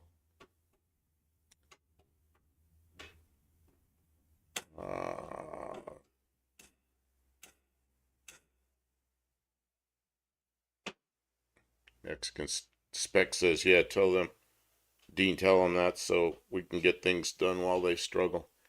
You know, the thing is, America, that's the mantra is that we struggle with metrics, but, you know, even me, an old guy, I always laugh. I go, you know, the very first wrench I had to buy was for a bicycle that I think was made in France when I was a little kid. And you know that was a metric wrench. My very first wrench, it had like, it was one of those flat wrenches that has several wrenches in one. That was metric. And so all the European cars I worked on, and then in the 70s, of course, all the Japanese cars were metric. So I got a toolbox full of metric stuff, you know, and then American cars went metric in 1977. General Motors started, and so it's not like it's foreign to me.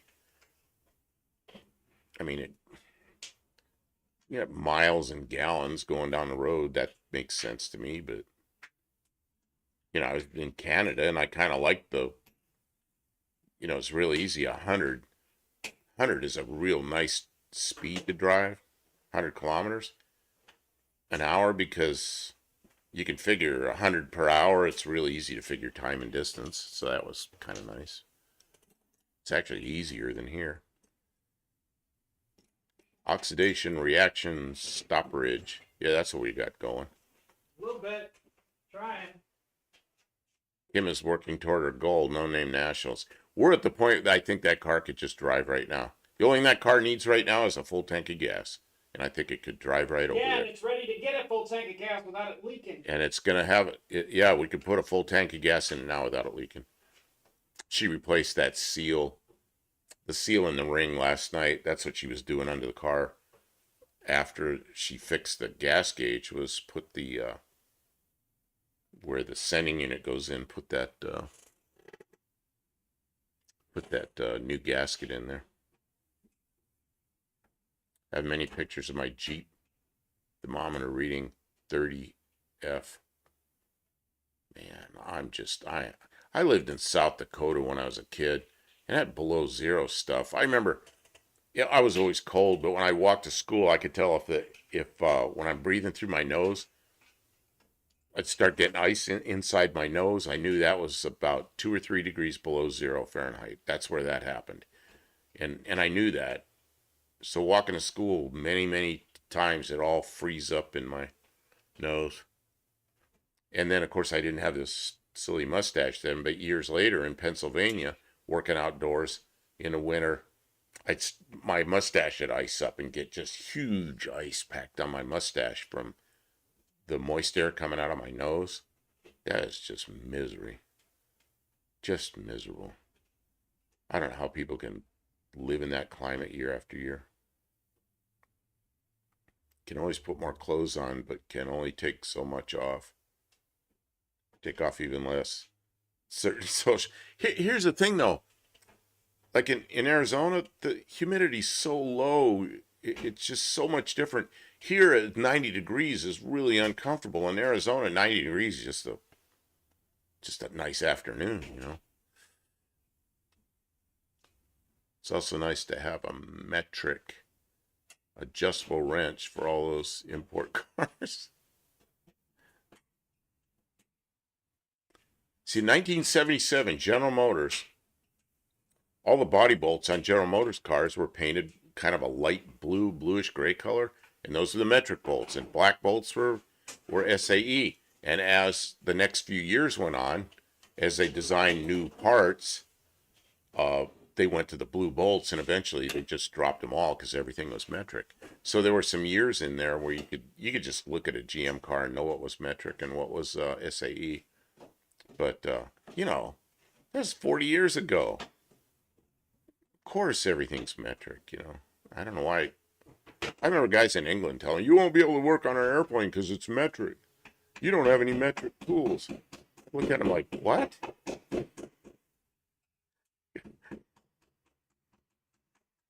I'd look at them and go, you know, it's because of you idiots. Because they're giving me a hard time. It's because of you idiots that I have to have Whitworth tools. But most of them are pretty young. They didn't know what Whitworth was. What I can't wrap my head around is tire pressures. Oh. Yeah, KP8. Don't they use bar? I don't know, because I watch this guy in Russia, you know, Garage 54, and everything is bar, you know, like 1 bar, 2 bar. And he does his compression like that too. So I gotta think, gotta, it's not hard to figure out once you know it, but you gotta kind of think. If you're gonna convert, you gotta think a little bit. Americans don't struggle with metrics. The French were the first country to acknowledge the American Union. The metric to SAE unit conversions are enshrined in the measurement systems. Conveniently for most adjustable wrenches, just look at the other side. Oh yeah, one side's metric and the other side's it.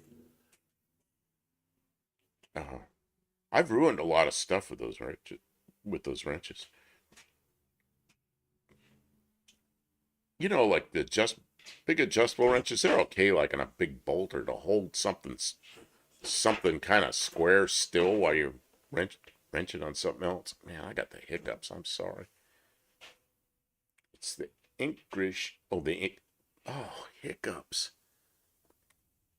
It's the English you gotta watch.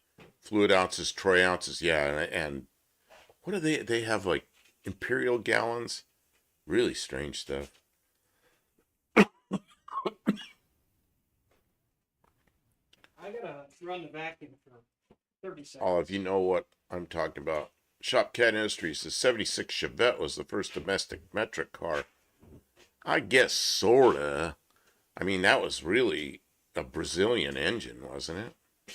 I mean, that was sort of I had a couple Chevettes. They were like 80 Chevettes. So. they were sort of domestic. Okay, I'm gonna vacuum for 1 minute. She's gonna run the vacuum cleaner.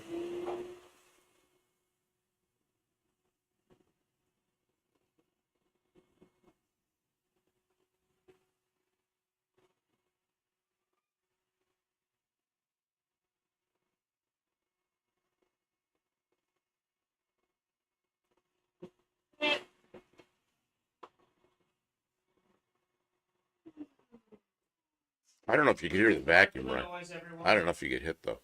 Hear the vacuum. A lot of kilopascals can kilopascal you. It's the French part you got to be mindful of. But watts, man, that can murder.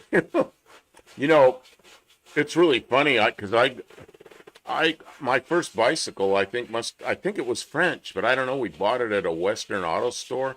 My father bought it, and it was kind of like a bicycle, and it was a pass me down bicycle because I had it, and then my brother had it, and I guess my sister didn't have it. I don't know. My sister didn't have a bicycle till much later. I think she didn't care about it.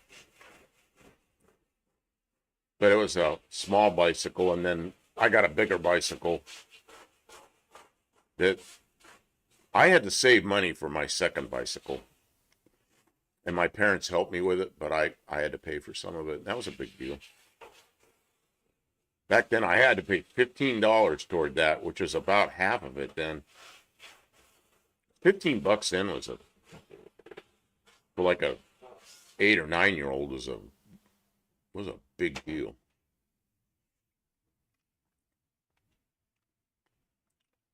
I was mowing lawns for a quarter, 25 cents to mow a lawn with what now people call a push mower. Has an engine on it. The push mower I had a reel that went like this. When you pushed it, it moved the reel, and I was too short to push it, so I'd put my arm around the handle and push it like that. And I mowed lawns with it. It wasn't that hard. I get a quarter. I get both ways. I get a quarter. And there was one big lawn I did. I used to get 50 cents. And I didn't like that lawn at all. I didn't care if I got 50 cents. It was a bitch.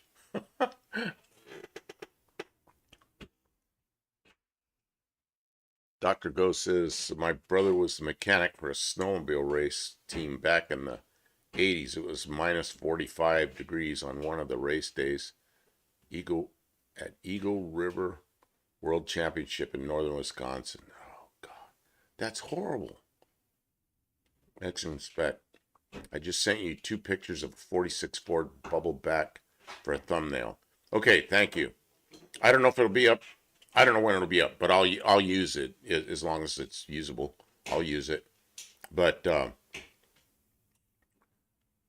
don't know what we're doing. Are we doing it live tomorrow, Kim? Or are we taking a day off? I don't know. Is Ari going to be out? I don't know. Ari quit answering me. I think Ari left and Ari fell asleep. Can you believe him? Ari, are you awake? Wake up, Ari.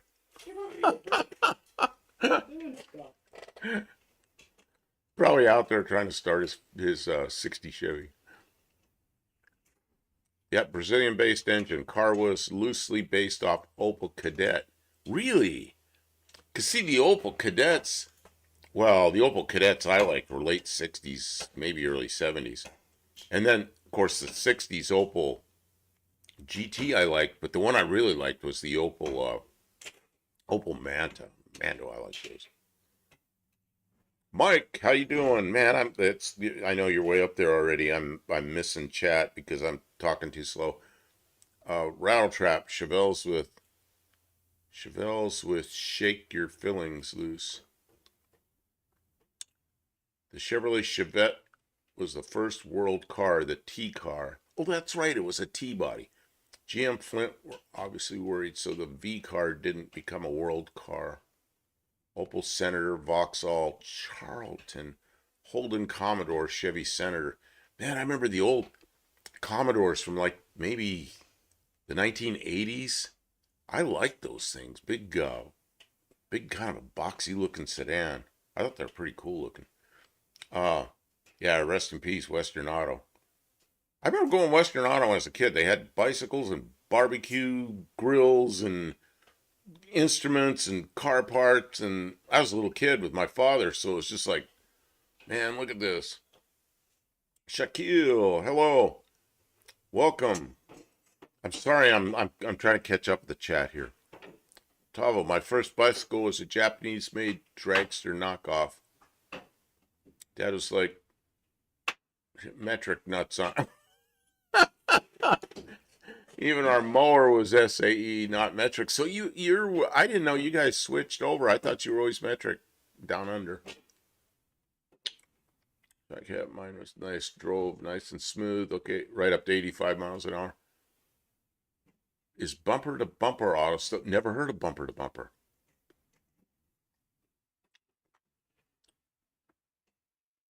Time to check out. Catch you later. Okay, Dr. Go. Take care. Have a good night. Thanks, Dr. Go. Good to see you. Dean Stevenson, even the first generation Isuzu Impulse is a T-body. Oh, I didn't know that.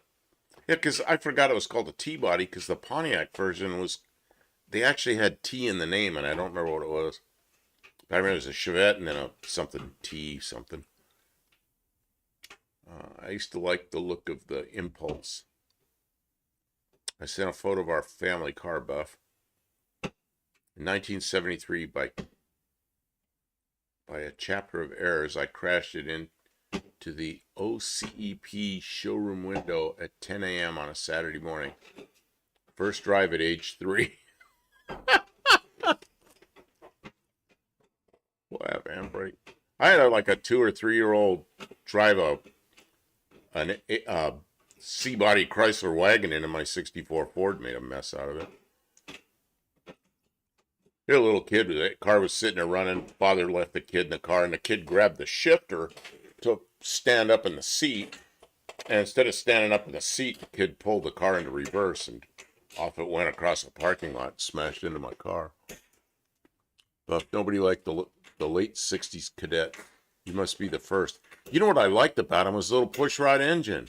They're simple little cars, and they all made sense, man. It's not like the newer stuff. Yeah, the car was okay, but I like working on them. That's why I like them. That's our family's PA Vauxhall. Is it Velux? Velux? I don't know how to pronounce that right. My first car. Granddad picked it up off a guy eloping to Australia with his girlfriend for 900 pounds.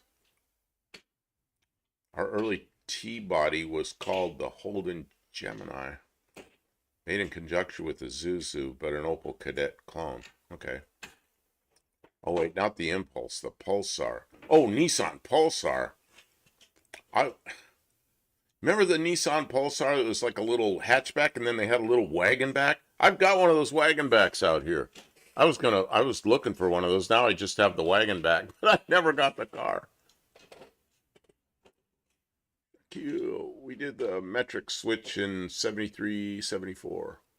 T1000, that's it. I knew there was a T in the name of the car, but I forgot what it was. We called the T1000 the Acadian. That's right. I remember the Acadian. Okay, I am hurting because I left my wallet in my pocket, and then my whole back hurts because I'm sitting crooked. That's bad. Oh, God, I feel better. Stupid wallet out of my pocket. I'm sitting here miserable and don't know why. Yeah, in Canada they had some cool names for stuff. I remember there was a car called an Invader. Wasn't that a Nova? Invader? And then they had what was the Chevelle that was sold through Pontiac dealers? Can't think of what that was. The Impulse and Piazza were T cars underneath, but the Tal designer made the huge number of changes to the cowl and never got the body strength of the other T cars. It was a T name only. You want a Pulsar? I just saw one for sale. Oh man, don't, no. I can't buy any more cars. Don't have any money for it. I don't have money for cars. I've got lots of aluminum. I got rolls and rolls and rolls of 2024 T3. I'm going to build a car out of that aluminum.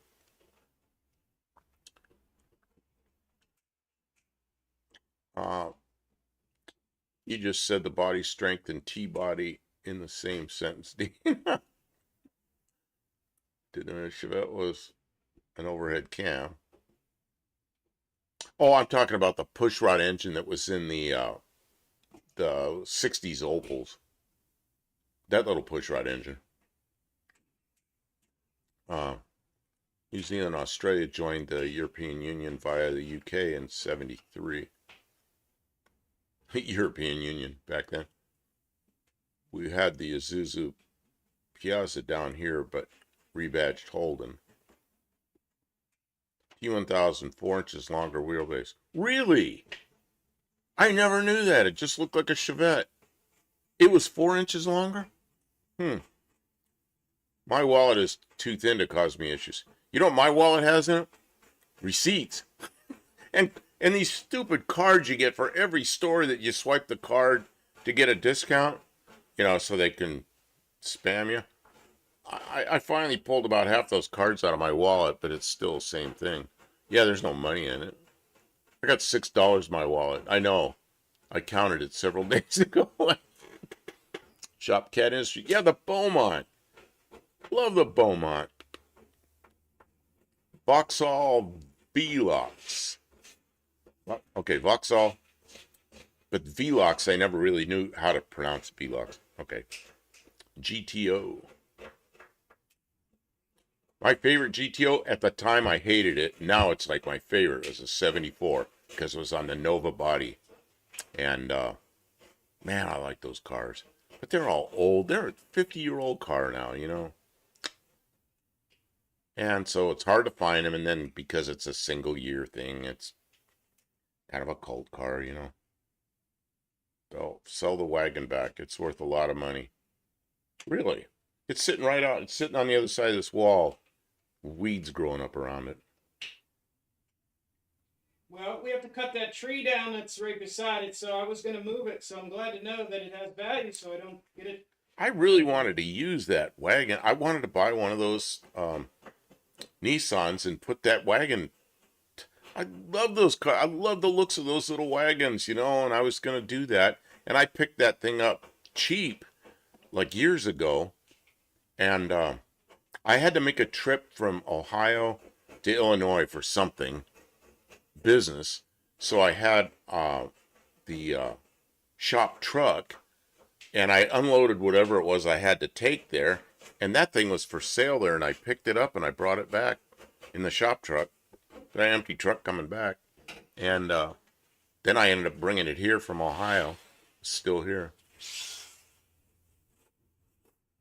GTO, Pontiac Chevelle. Yeah. Except 1 year. 1974. It was a Pontiac Nova. Kim, what you doing? Sanding. Can you hear her sanding?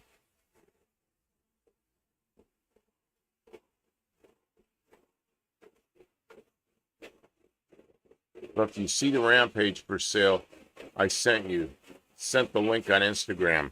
Okay, then I gotta take my, I gotta take my attention away from the screen and to the phone.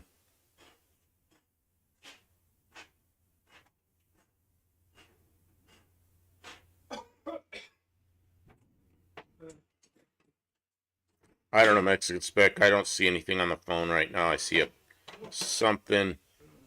No, I see, I don't know, whatever it is, hasn't come through yet. It's weird how things come through on Instagram on my phone. Sometimes they're kind of late. I don't know why. Let's see. Isuzu Impulse was even weaker than the two versions of the Chevette T1000. How North Americans dealt with those flimsy things, I'll never know. I don't know. I had a friend that had a Chevette, and then Kim said she had Chevettes, but I didn't know her then. He's already got the wagon back. I do have the wagon back. Just not the car, so I just have to adapt it to something else. A lot of people are looking for those wagon backs. Offered on Facebook group for the Pulsar. How much should we put it up for? Yeah, what's it worth? Tell me what I should put it up for. And it's, maybe it'll pay for of course, it's not perfect now. It's been outside all that time, but we probably not worth being too concerned until we get a look at it. Lowe's was asked to fix the Impulse suspension in '87. They redid the rear suspension to copy the Commodore's, but the body strength was never fixed. Latin velox, speed. Oh, that makes sense. Like velocity. Blocking and sanding. Yeah, you know what she's doing? There's a little rusty business down underneath the Water rusty business. this, which is the seam sealer that's in the rain gutter, drip rail, whatever you call it. She's cleaning that mess up. It's pretty rough.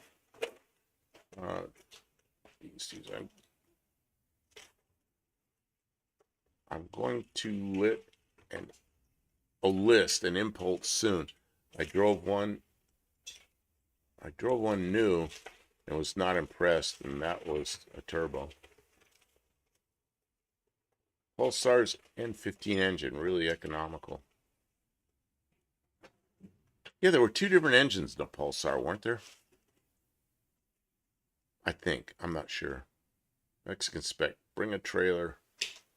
Okay, I can't really do that. I'm not in a big studio, so if I click on that, it's going to take something else out. I'm going to have to do it later.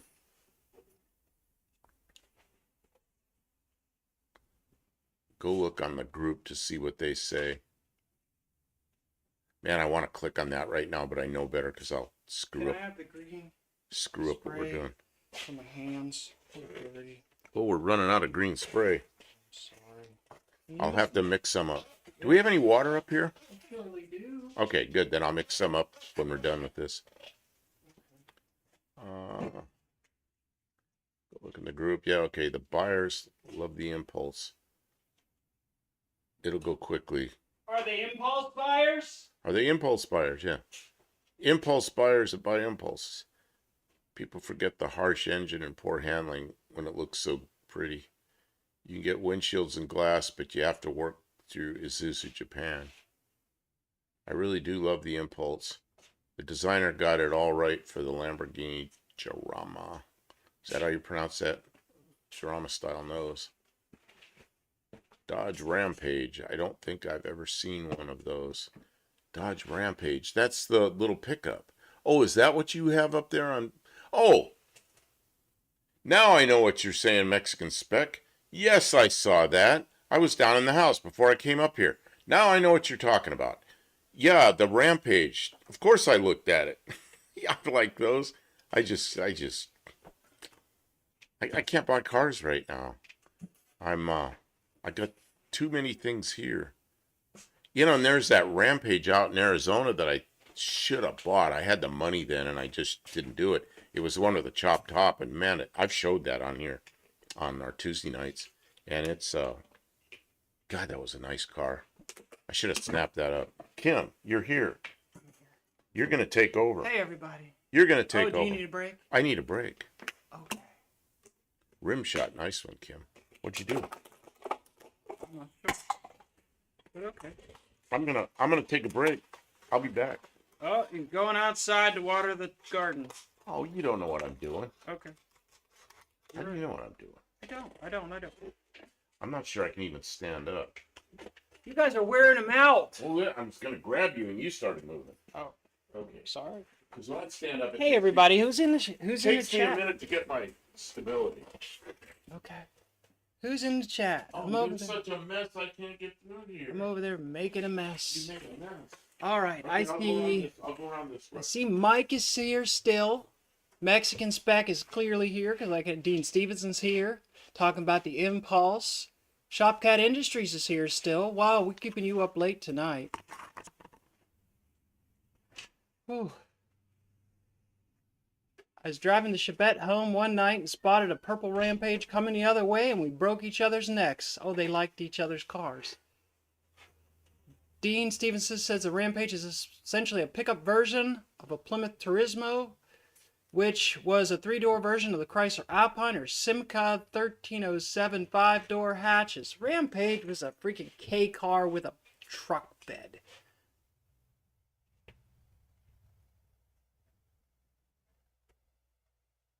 Yeah, the Charger version of the K car.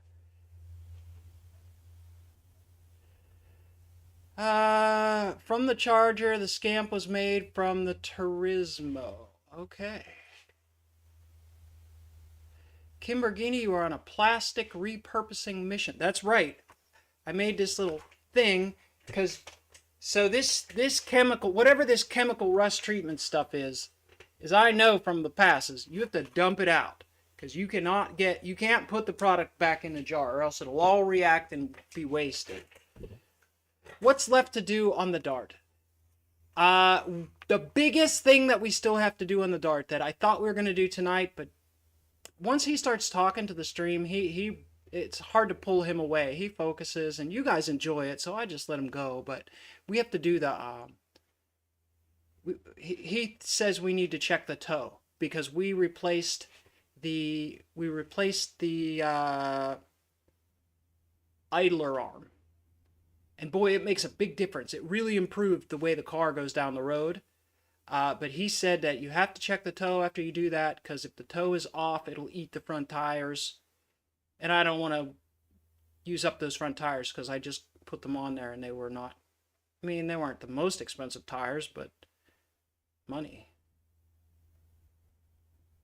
Oh, my impulse buyer joke. Was that really not like? But don't. Yeah. But don't.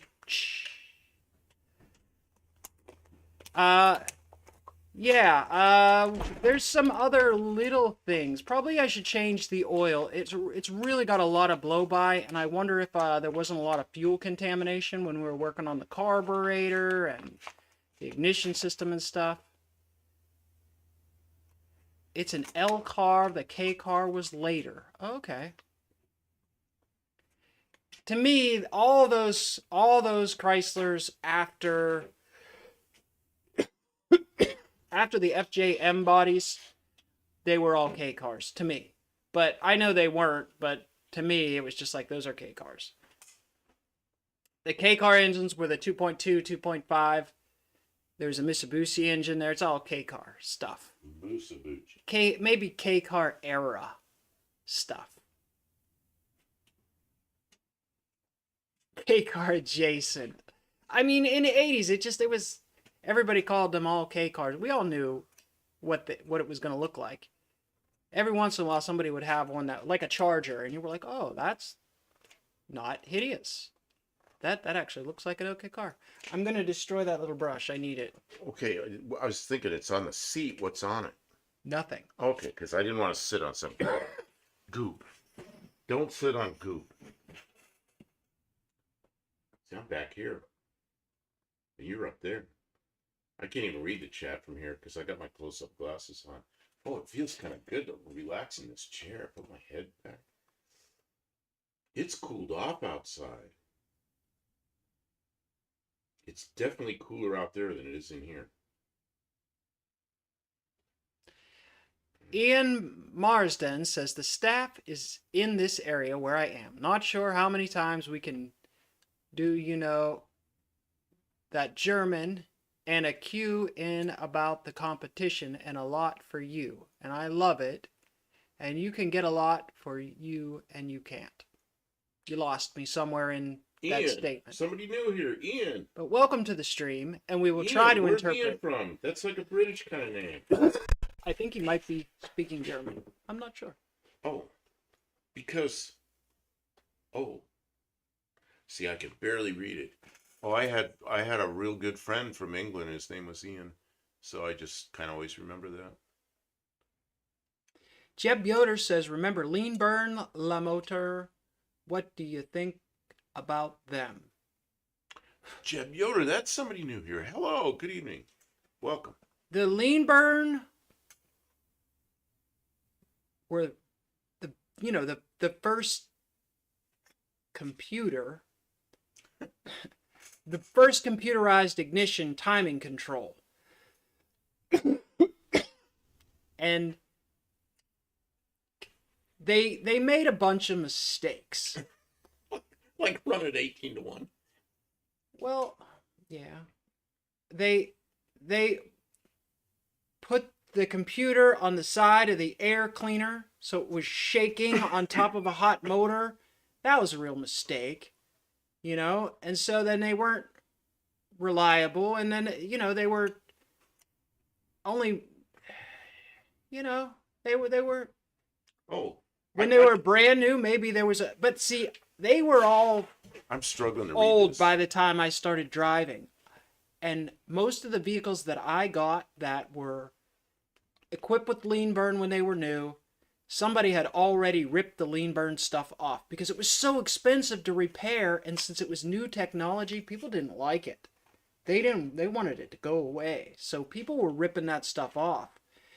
And uh or just yeah, it didn't go over real great, but I mean the progression was then you got fuel injection, and the fuel injection systems were obviously, building on the technology. So it was a very difficult transition type of thing.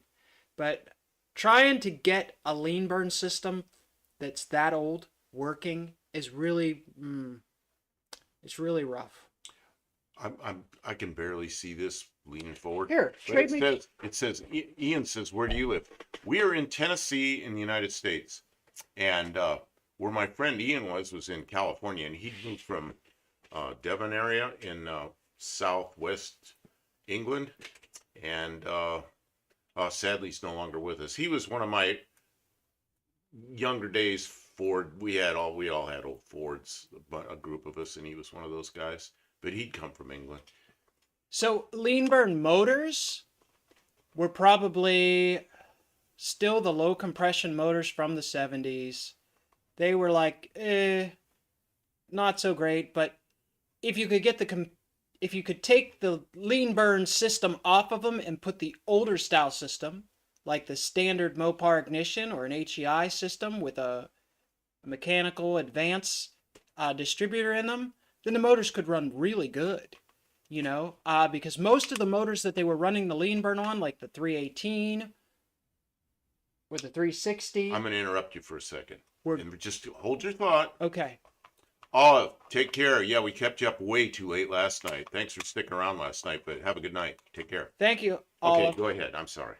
Yeah, but the engines that they used the lean burn systems on, the 318s and the 360s and some of the bigger motors, were all very mature engine families, right? Like they were LA motors, and those motors had been around for more than a decade. So they were good. They were a good design, and they were it was just the computer system that was crappy. Oh, you're right. Ian's in German. He's German. He said something about German, and then when his English got broken, I presumed that he was not a native speaker. But Well, still, welcome to the stream. oh yeah, of course. We And welcome you everybody. Are speaking English, and you're doing quite well. Yeah. We have a worldwide audience here. We have people from Australia, New Zealand, Ireland, Canada, United States, Germany, India. Yeah, they're all over the place. I'm sorry I took over for your whatever you were saying. Jeb Yoder says they were junk, but I'm not sure exactly what he was talking about. Probably the lean burn. Yeah. Thermoquad carburetor? Yeah. Yeah, put an older thermoquad on it. But you also need a distributor from an older vehicle, like a pre 76 distributor with a magnetic pickup and mechanical timing advance, so that you can have, because the lean burn distributors generally don't have any they don't have any way to advance if you take away the computer, they don't have any way to advance the timing. And if you take away the lean burn carburetor, they don't.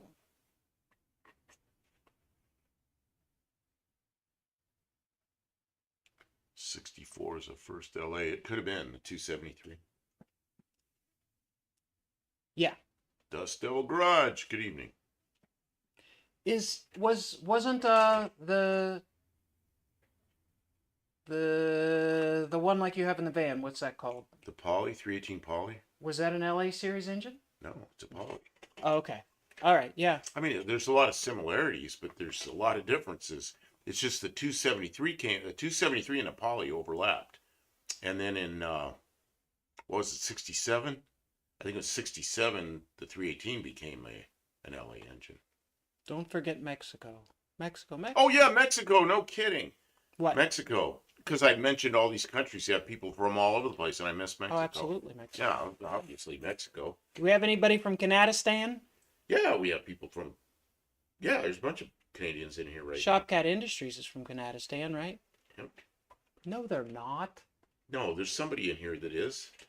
Um, Who was this? Wild Rose? No, he's from Idaho. That's Bear Rose. Oh, Barrows, different Rose. Does Wild Rose ever come Wild on? Rose is from yeah. Oh, I work for the military. Who's this? Works for Ian works for military. Trade me chairs. You cannot. yeah, be because really- I got my close-up glasses on and I'm really struggling to see the screen. Oh, geez, almost fell over something. I want to treat my stuff Well, because it's a short. it's really nice having you take over on this a little bit, but then I start seeing things I want to comment on. Poly is an L. The LA is a reduced weight, thin wall, inline. See, I didn't know that poly was an L. The LA was the. I didn't know where the L came from. 372 LA had all the forged rods and cranks. See, I've got a poly that I believe is from a 63 Plymouth, but I'm not sure. And it's gonna, I gotta build that up for something. I don't know what I'm gonna put it in yet. I'd like to have a big wagon, like a 66 Dodge Monaco or something. I don't know. It'll end up in something, or who knows what it'll end up in. But I had a 63. Actually, my brother had a 63 Plymouth when we were young. Had a 318 poly in it, and I drove that thing a lot. And we had that thing, so it was rolling. Man, it was fast. I got in a lot of trouble in that car. Ended up in jail. I was 18 years old because going too damn fast. Yeah, I was a dumbass kid. You're supposed to be getting in jail. Well, when you're 18 and you think you're driving a NASCAR stalker and you're on the highway and the police find you, you know, that's a mistake. Obviously, that was a mistake. I'm digging for my drink here. Scissors, so you don't. I'm yelling. Sisms. See, that sounds more like something a doctor would use. Sisms.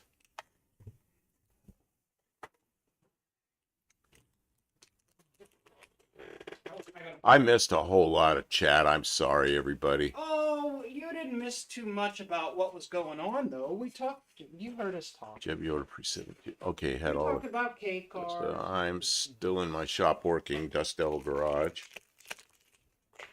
Tim Horton. Oh, Dust Devil! I stopped in on your stream earlier. Does Dust Devil Garage come in here? Yeah. Tim Horton is from You Canada. having any luck, Dust Devil? Is it going? It sounded rowdy. That was awesome. You guys, if you haven't checked out Dust Devil Garage's channel, his car is really, really nice. Didn't he just sell one of his cars? No, that was Twisted Mopar. Ian Marston. Please Maybe I'm excuse. wrong, Please excuse my English. Please excuse me. My English, not good. It's good enough. You have no idea all the people I told. My former wife was Russian, and so she spoke the most butchered up English you can imagine. It was bad. So I'm accustomed to that. Okay, Machineaholics Anonymous. Dean, what are you saying? Machina. That sounds Russian. Machina. Machineaholics Anonymous represent Dust Devil Garage. Why can't I get this open? Do you need help? No, what happened is I'm turning this, and instead of the top coming off, I'm crushing the bottle, which means the top is really tight. You want a different? No, I got it. I thought I was going to completely crush the bottle before the top unscrewed. Um, in Marston, it's okay, better than mine. Dean Stevenson. Dean Stevenson speaks English very well, but it's New Zealand English, and then he like messes with the language some. Oh, this is. I'm, Hey, I'm trying to mix up my click on dragon the dragon fruit drink. click on the other view. See if you can Okay, get the. stand by. I'm hands are busy here. Okay. See if you can get the view where I'm. Okay, and that was the other view was I think it was scene 3 or 4. scene 3, I think. I'm trying to remember. Oh, Oh yeah, there you are. Is it working? It's working well. You can see me and you can see you. And that's Kim over there working on her uh, rain gutter. I don't know what you call that thing. Got it cleaned out pretty good. Mike N. Coffee and something. What is that thing next to his coffee? What is your original language? I think he said German. Yeah, your English is way better than our German. Yeah, your English. Yeah, you know how much German I speak? None. None. Oh, 9. I might spell one word. 10. Ah, yeah. My former wife spoke Russian and German, and she got stuck one time in a car where I wasn't there, and she met some American guy there that was trying to help her, and so German was her second language, and German was his second language, and they were able to communicate in the U.S. in German, and able to find me somehow. Oh, geez, what crazy stuff. Dust Devil Garage knows what he does. He's like Ed's Munchings, a food maker and machining addict.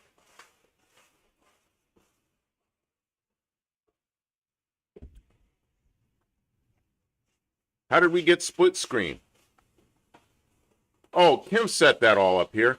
You weren't here last night when we did that? Because we had Kim working last night under the hood. She had the split screen set up. And I didn't know she had it set up tonight. And she said, why don't you put it on? And I put it on, and there she is. So I don't know if you like it or not.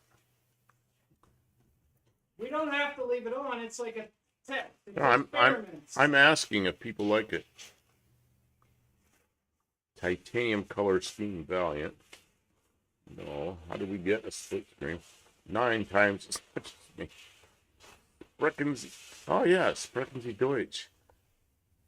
That means, do you speak? I remember my mother saying that. Sprechen Sie Deutsch. But I never,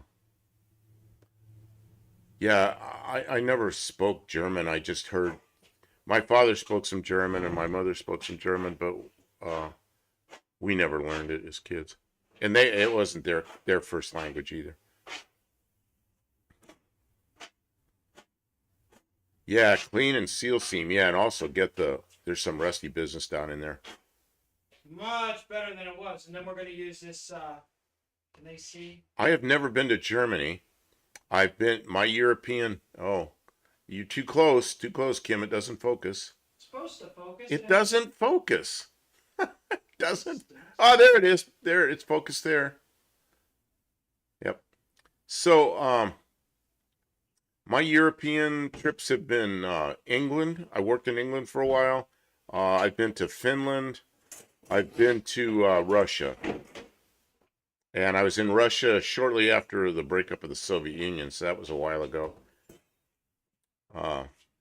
Long before the current mess. Let's see. And Mexican Spec, I didn't know if you ducked out or if you fell asleep.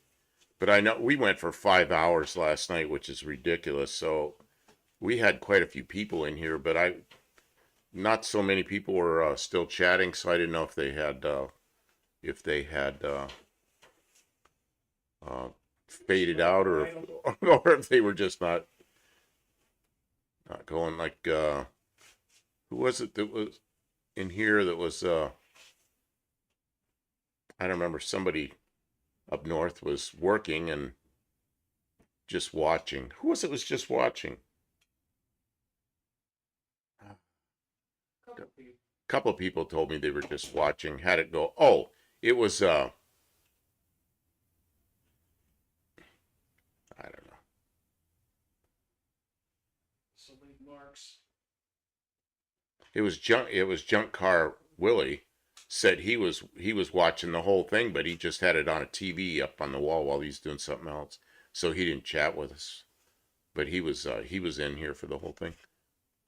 Junk car Willie, I don't know if you ever watch him. He goes around to some car shows, but mostly junkyards, and walks through and looks at all the cars, and some of them are complete cars for sale, some of them are parts. And he's got quite a channel going with doing that kind of stuff.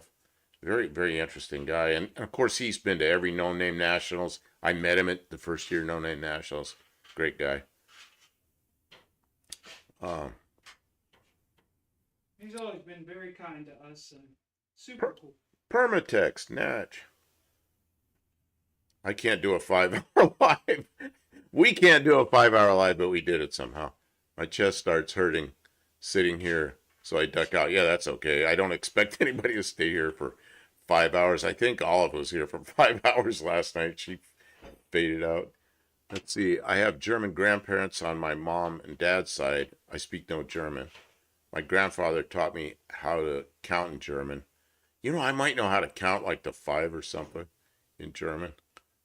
Uh, the I speak more Russian, well, English of course, but as a second language, I speak more Russian than anything else, and then I have some understanding of some Spanish, but that's about it. Not Junkyard D, Junk Car Willie, and it's Junk Car is one word. Junk Car Willie, although I know Junk Car D as well. Check out his channel. He's a cool guy. Yeah, of course. One of our No Name National friends. Need to put a V8 in there. What in the Dart? We have a V8s. we have a slant 6 in it right now. We're going to drive it to No Name Nationals with the slant, but she's got a couple of 318s and I got a 360. 360 what is it? What kind of 360 is it? It's a Magnum. It's a 360 Magnum. Okay, so that may go in there later. And then we took a rear end out of the whole rear end, the whole shoot match, whole thing, out of a Ford Ranger. No, Oh. the Crossfire, which is a whole independent suspension. She figured out how to narrowed it 5 inches so it fit under this, and she had some plan for putting a independent suspension under the Start. It's just we had to go to No Name Nationals. No time to do it right now. We got the rear end.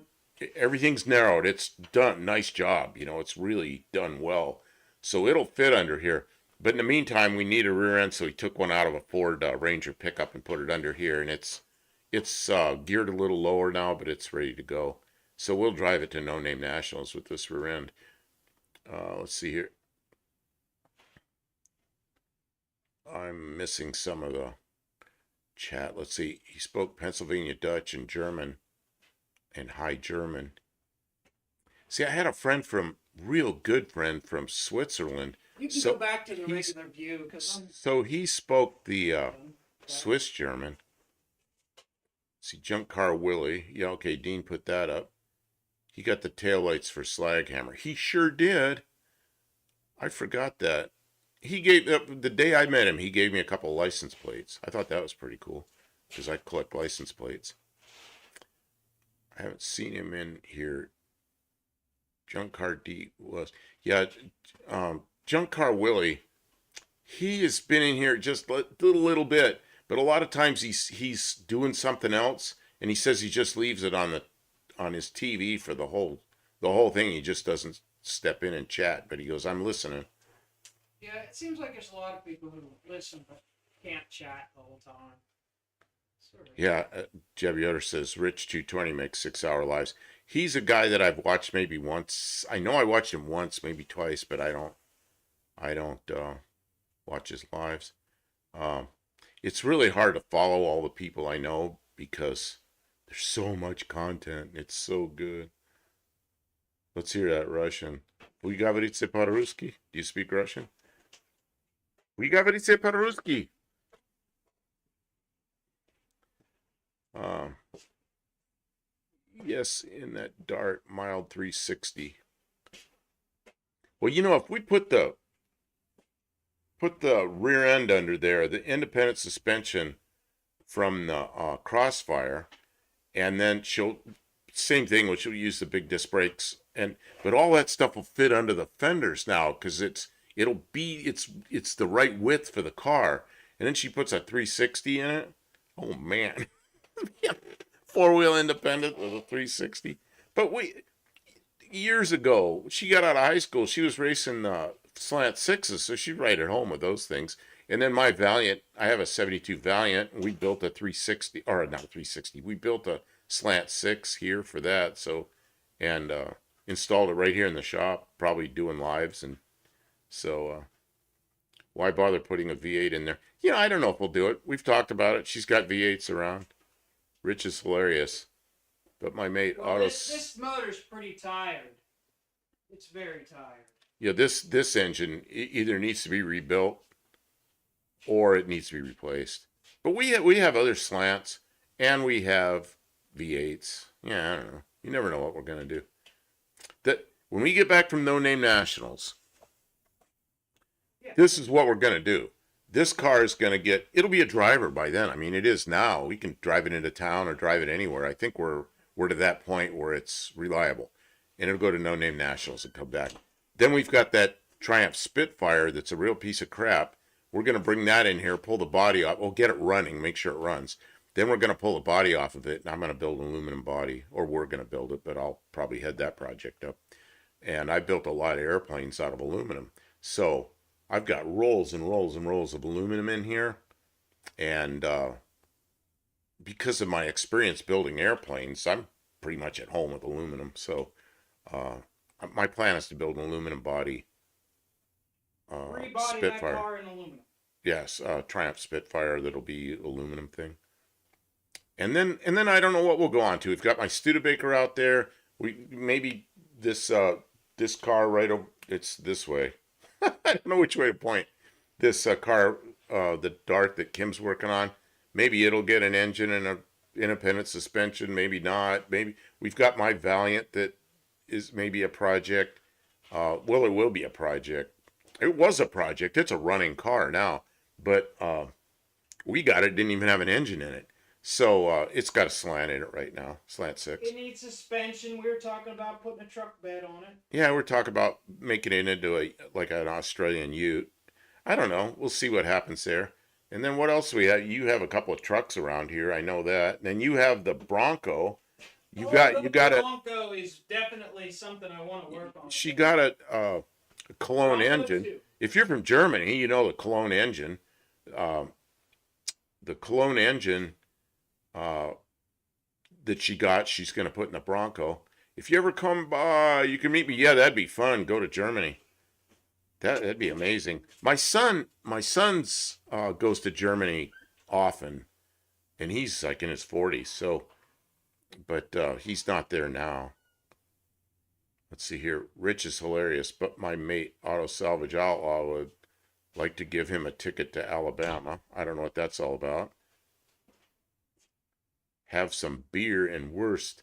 Man, I love beer, good beer, but I can't drink beer anymore because I'm diabetic and I drink stuff like this with no sugar in it, just some flavoring for this water. And yesterday my youngest son took us out to eat, and what happened, Kim? I said I'm done. There's nothing more to say. Okay, so I got to fix that. Yep. Okay, there. My youngest son took us out to eat, and they had drinks on the menu, and I said to Kim, man, I feel like having a drink. And she goes, have a drink. And I go, nah,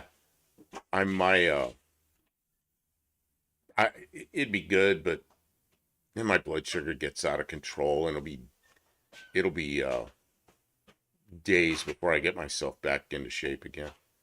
can't do that.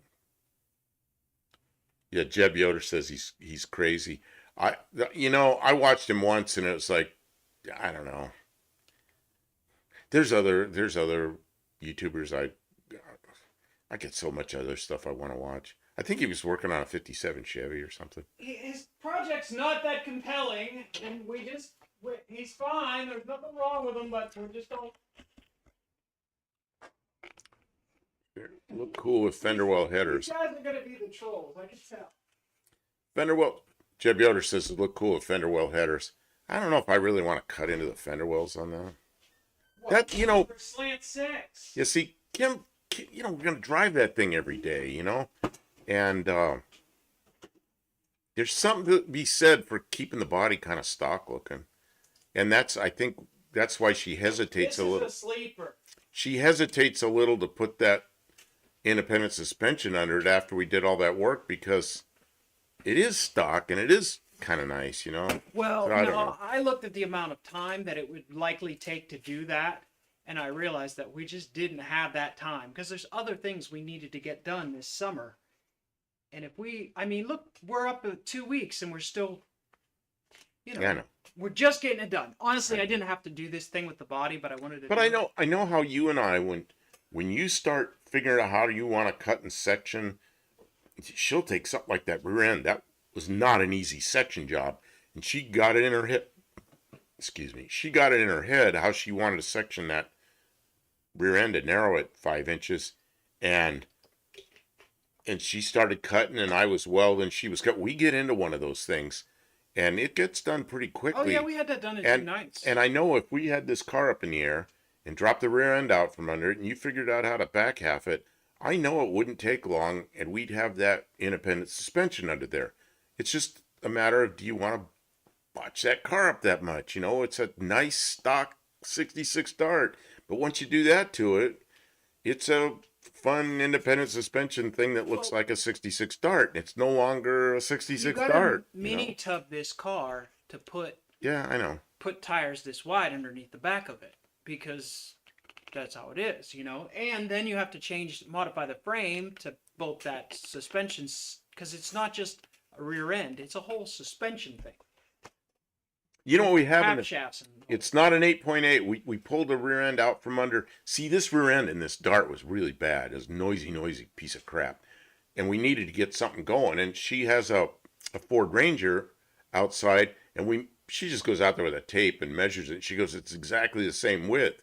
So we pulled the rear end out from under the Ranger and cut all the mounting and everything off of it and put new spring perches on it and new shock mounts off the Dart, and we dropped that thing. It popped right in there and just was perfect. But so right now it's a 7.5. But yeah, we could put an 8.8 under there. That wouldn't be any problem. But a slant six, a 7.5 is good. It's plenty. It's more than enough. You won't break the rear end. You'll break something else. But our next after the No Name Nationals, which is 2 weeks from now, less than 2 weeks from now. After we get back from No Name Nationals, we've kind of made a commitment to take the Triumph Spitfire, and that body is so bad, it's so rusty, and just Bondo over rust. Yeah, thick sheets of Bondo flaking off of rusty metal. It's so a joke. It's coming apart, and we'll build a body for that. And I just love working with aluminum. So, and I've kind of got it in my mind what I want to do. So he had talked about building a aluminum car from scratch, like all aluminum. I was going to build an aluminum unibody, or a monocoque. But if you do that, car. You have to figure out there's a good bit more engineering to do that, and YouTube. I don't know that it's the best YouTube content because there's a lot of to rebody that Spitfire is not a long project, right? Because it's a chassis it's a running chassis, running driving thing. But to do a new unibody, I'm going to have to get out the CAD, which I've already done, really. I've got a unibody designed, but it's like, that's a lot of work. And I'm not sure that would hold it's like Kim says, I'm not sure it would hold the audience on YouTube. That's probably a year-long project. Yeah, I think we're going to try to do the rebody first And Yeah. if it takes off and we get an audience, well, we'll see if they'll what they'll tolerate as far as being a little, because it seems like when we do stuff that's too specialized, nobody watches. Like, I mean, that's not true. Some people watch, and the people who watch, like the people who are watching now, the people who are in the stream right now, you guys love it because you're really smart. And the problem with making content that's really smart is there's only a couple of really smart people who are going to watch. And then everybody else is going to go on and watch Whistling Diesel blow Crash up a something. Cybertruck or a The, Cushman the big audiences like to see people wreck stuff, or and those burn stuff, smaller blow audiences stuff up. like to see stuff of people build stuff. You know. So, Yeah, that's just I don't know. it's the nature of the beast. A lot of people watch YouTube to like relax, and they don't really want to. And how many people are actually going to ever build their own aluminum car from scratch? I've told Kim if we want to build a channel, I'll just get in my Mazda and tighten up my seat belts and drive about 60 miles an hour into a big tree, you know, and we'll get some views. Yeah, we'll put action cameras in there. And But we'll I don't really get want to. slow motion cameras. They'll I don't want to blow wreck. up your I don't airbag and want to. stuff. I don't want to wreck stuff. You know. I like to. I like Yeah. to build stuff. I built. I always tell people I built 60 airplanes over my lifetime, but I said that for a long time, and I was still building airplanes. So really, I lost count of how many airplanes I built. I mean, I'm not kidding. At one time, I had counted 60 home-built airplanes I built, aluminum airplanes. You know, that's all I did. I had a shop. That's what I did. You know, so I just. But I'm not doing any more airplanes. No more. So I can. I want to do an aluminum car. Yeah, and Dean Stevens is 7.5 Ford axle. That's what's under this Dart right now is a 7.5 Ford axle. And it's a little lower gear. It was originally what 323 or something, and now it's what 45. 345. So this car does go a little better And I than it put a used little to. bigger tires on it. Not a little bigger. About an inch taller tires. So it's still net. So it's about the same. You think so? I think net is probably a little bit lower gears. I don't know. But don't tell anybody. But for No Name Nationals, I got a set of really short tires. So it's going to go. Because I got to beat RC Industries. And RC Industries got a 350 Chevy motor in his truck. And so he's a lot heavier, but I did the math, and he's gonna whoop my ass. So I gotta. What is he saying? I can act really Channels thick. the Dudsons. I don't know what he's talking. He's channeling the Dudsons. I don't know who Dudsons are. I don't know. Dean!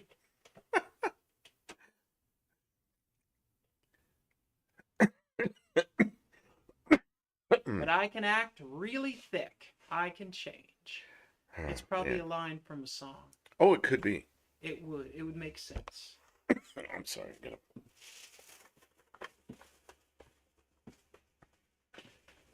How long have we? Oh, that is the correct time now, isn't it? We've been on here, what, It is. 2.5 hours? Yeah.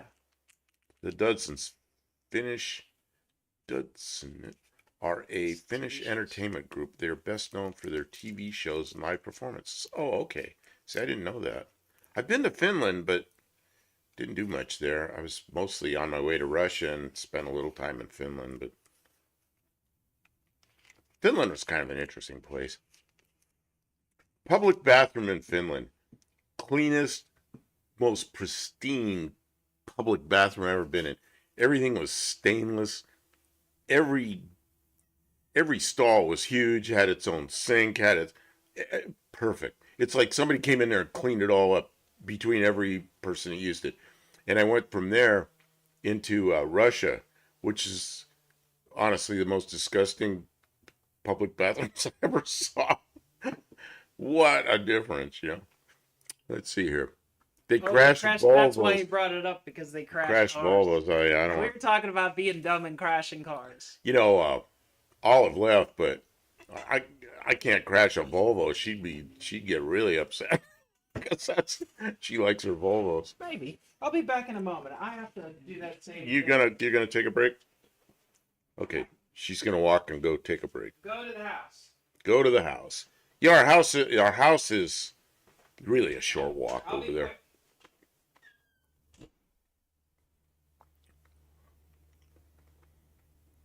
It is kind. I always say we're gonna walk up to the shop, but it always takes me a few minutes because we get waylaid along the way looking at some one of the piece of junk we have out here because we have too many cars. We have too many cars. She would come around in time. It's good having a worldwide audience here. I enjoy this.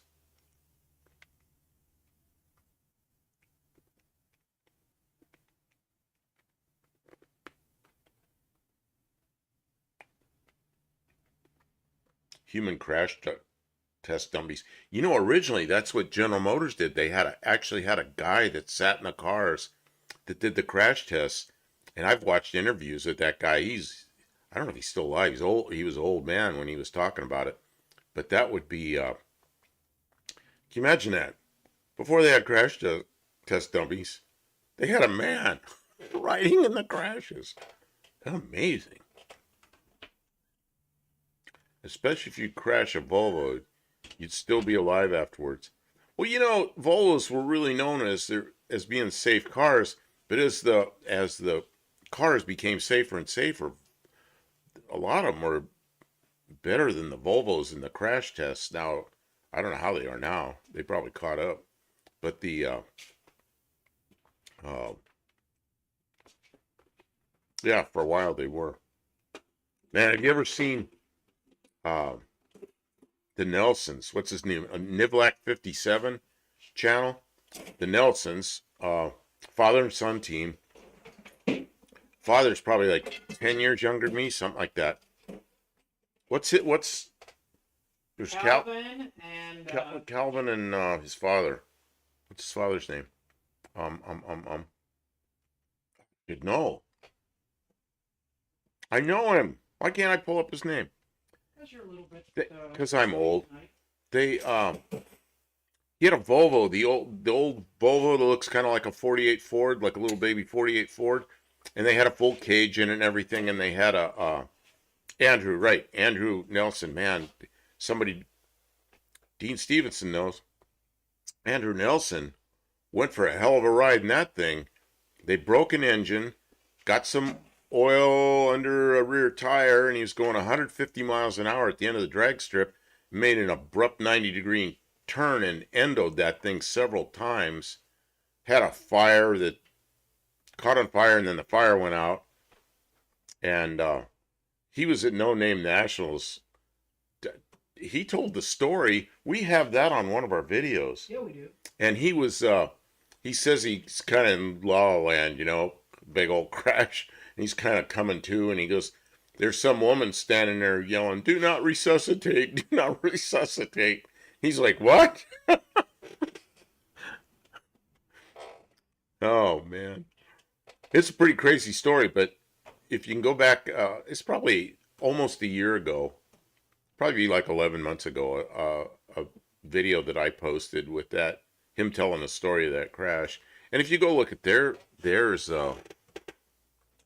that's a heck of a crash in a Volvo. And he didn't walk away from it, but he lived through it. One of the worst crashes I ever seen. And he lived through it. He's doing well now. He's building what's he got? A Camaro. He's got like a '09, I think, Camaro.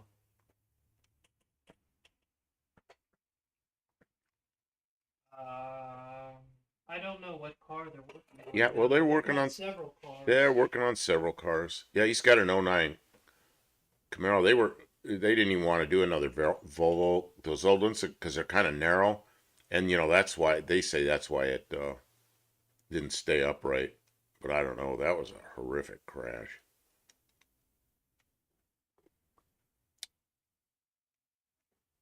Yeah, 150 mile an hour, like 2 or 3 endos. Man,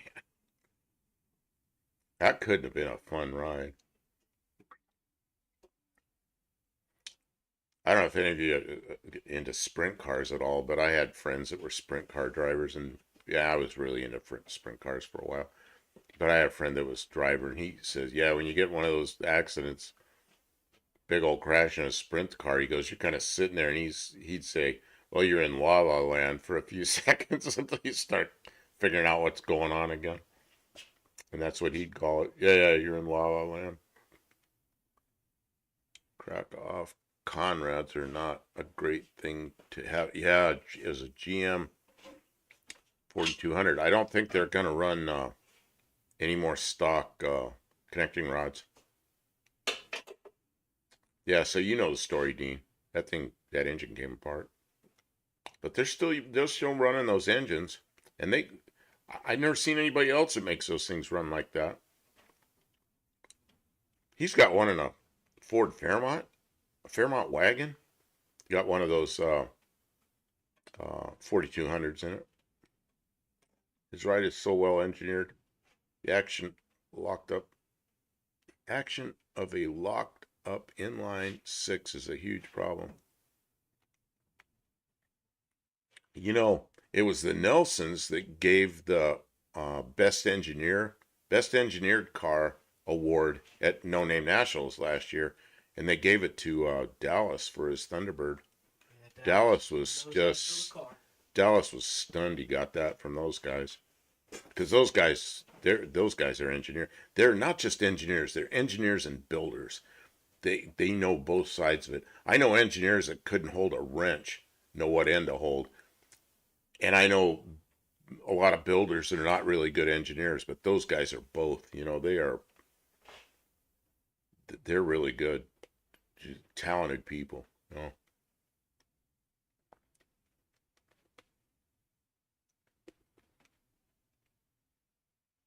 Kim, what do you have left to do? The Datsun 420Z. Oh, a lengthened 240Z with. Oh, you know what? They had that thing there at the first annual No Name Nationals, and I was asking if they're going to bring that back, and they said they didn't. Last year they didn't, but they. I hope to see that car again. That big long. Yeah, it's a 420Z instead of a 240Z.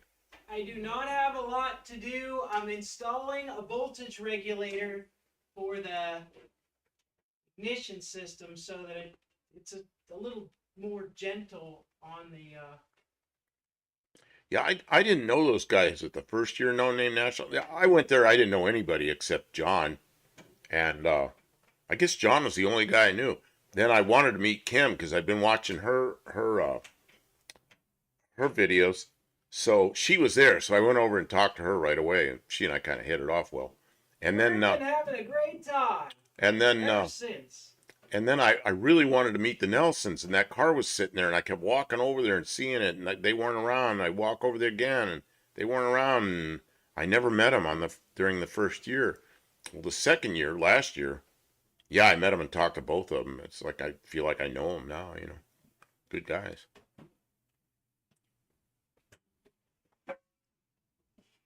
Yeah, that'd be like wake up after an accident like that.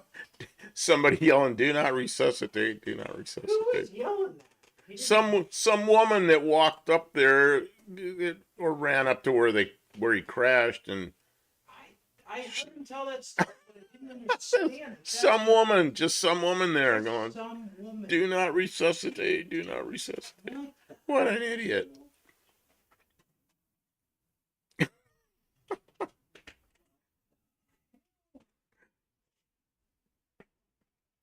Well, it's calming down in the chat. Is it? I think so. Okay, well, I think that I could. I did a lot today. Okay, so we need to make a commitment for tomorrow night or not, or maybe we don't need to make a commitment. We're not going to make. We're not going to make a You'll commitment. find out tomorrow. Okay, so tomorrow we may be here, we may not be here. If we are, it'll be an impromptu pop in. For sure, we'll be here. Tuesday Oh, night. Mexican Spec. I just said there's the only person in here talks is Dean Stevenson. Mexican Spec, because he was busy. For sure, we'll be here on Tuesday night. Not here, but over there. We'll be here. in the studio. We'll be in where the we have the studio. green screen, and you guys who are here already know that the green screen means we can bring up pictures. We can put You can pictures up. send You can send your pictures to buffdelcampo@gmail.com. We'll give that address out on Tuesday, or he could type it in now, maybe. But you can send pictures, and we'll bring them up, and you can talk about them. We can talk about your projects, your builds, what you're doing. Honestly, you can talk about anything, because it's kind of like the whole thing about us streaming is kind of community interaction. It's not so much about, it doesn't have to be all about our project or our car. It can be about your stuff too and your channel. And Kiwi will also be live on Tuesday night, so you can jump over and see what Kiwi's doing. And when you get bored of listening to him, you can jump back in and see what we're talking about. But if Ari DeBernia,